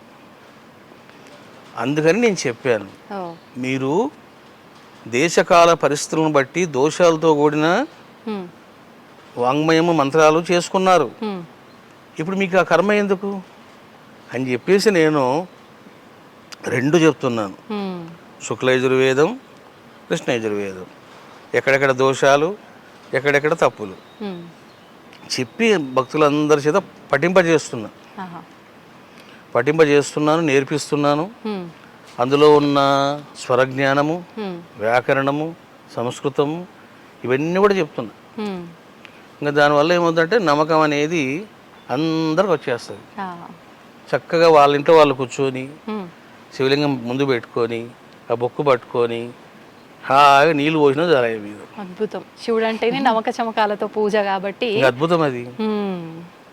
నిజంగా మంచి ఆలోచన స్వామీజీ. సంతోషం స్వామీజీ, మిమ్మల్ని కలిసినందుకు చాలా ఆనందంగా ఉంది. ఎన్నో మంచి మంచి విషయాలు మీ ద్వారా తెలుసుకోవడం అయితే జరిగింది. మరొక అవకాశం ఉంటే మరిన్ని విషయాలు మళ్ళీ మాట్లాడుకుందామని చెప్పి నేను తప్పకుండా అమ్మా, తప్పకుండా. మీరు చాలా ఇంట్రెస్ట్తో అడుగుతున్నారు, చాలా జిజ్ఞాసతో అడుగుతున్నారు, మంచి ప్రశ్నలు అడిగారు. అంటే అడిగే వాళ్ళు మంచి జిజ్ఞాసతో శ్రద్ధతో అడుగుతున్నారు అనుకోండి, మన కాలం కూడా తెలియబడదు. దాదాపు 2 గంటలు అయిపోయింది అనుకుంటా మనం మాట్లాడుకోబట్టి కూడా. సంతోషం స్వామీజీ. ధన్యవాదాలు, చాలా మంచి విషయాలు తెలియజేశారు. మంచిదమ్మా.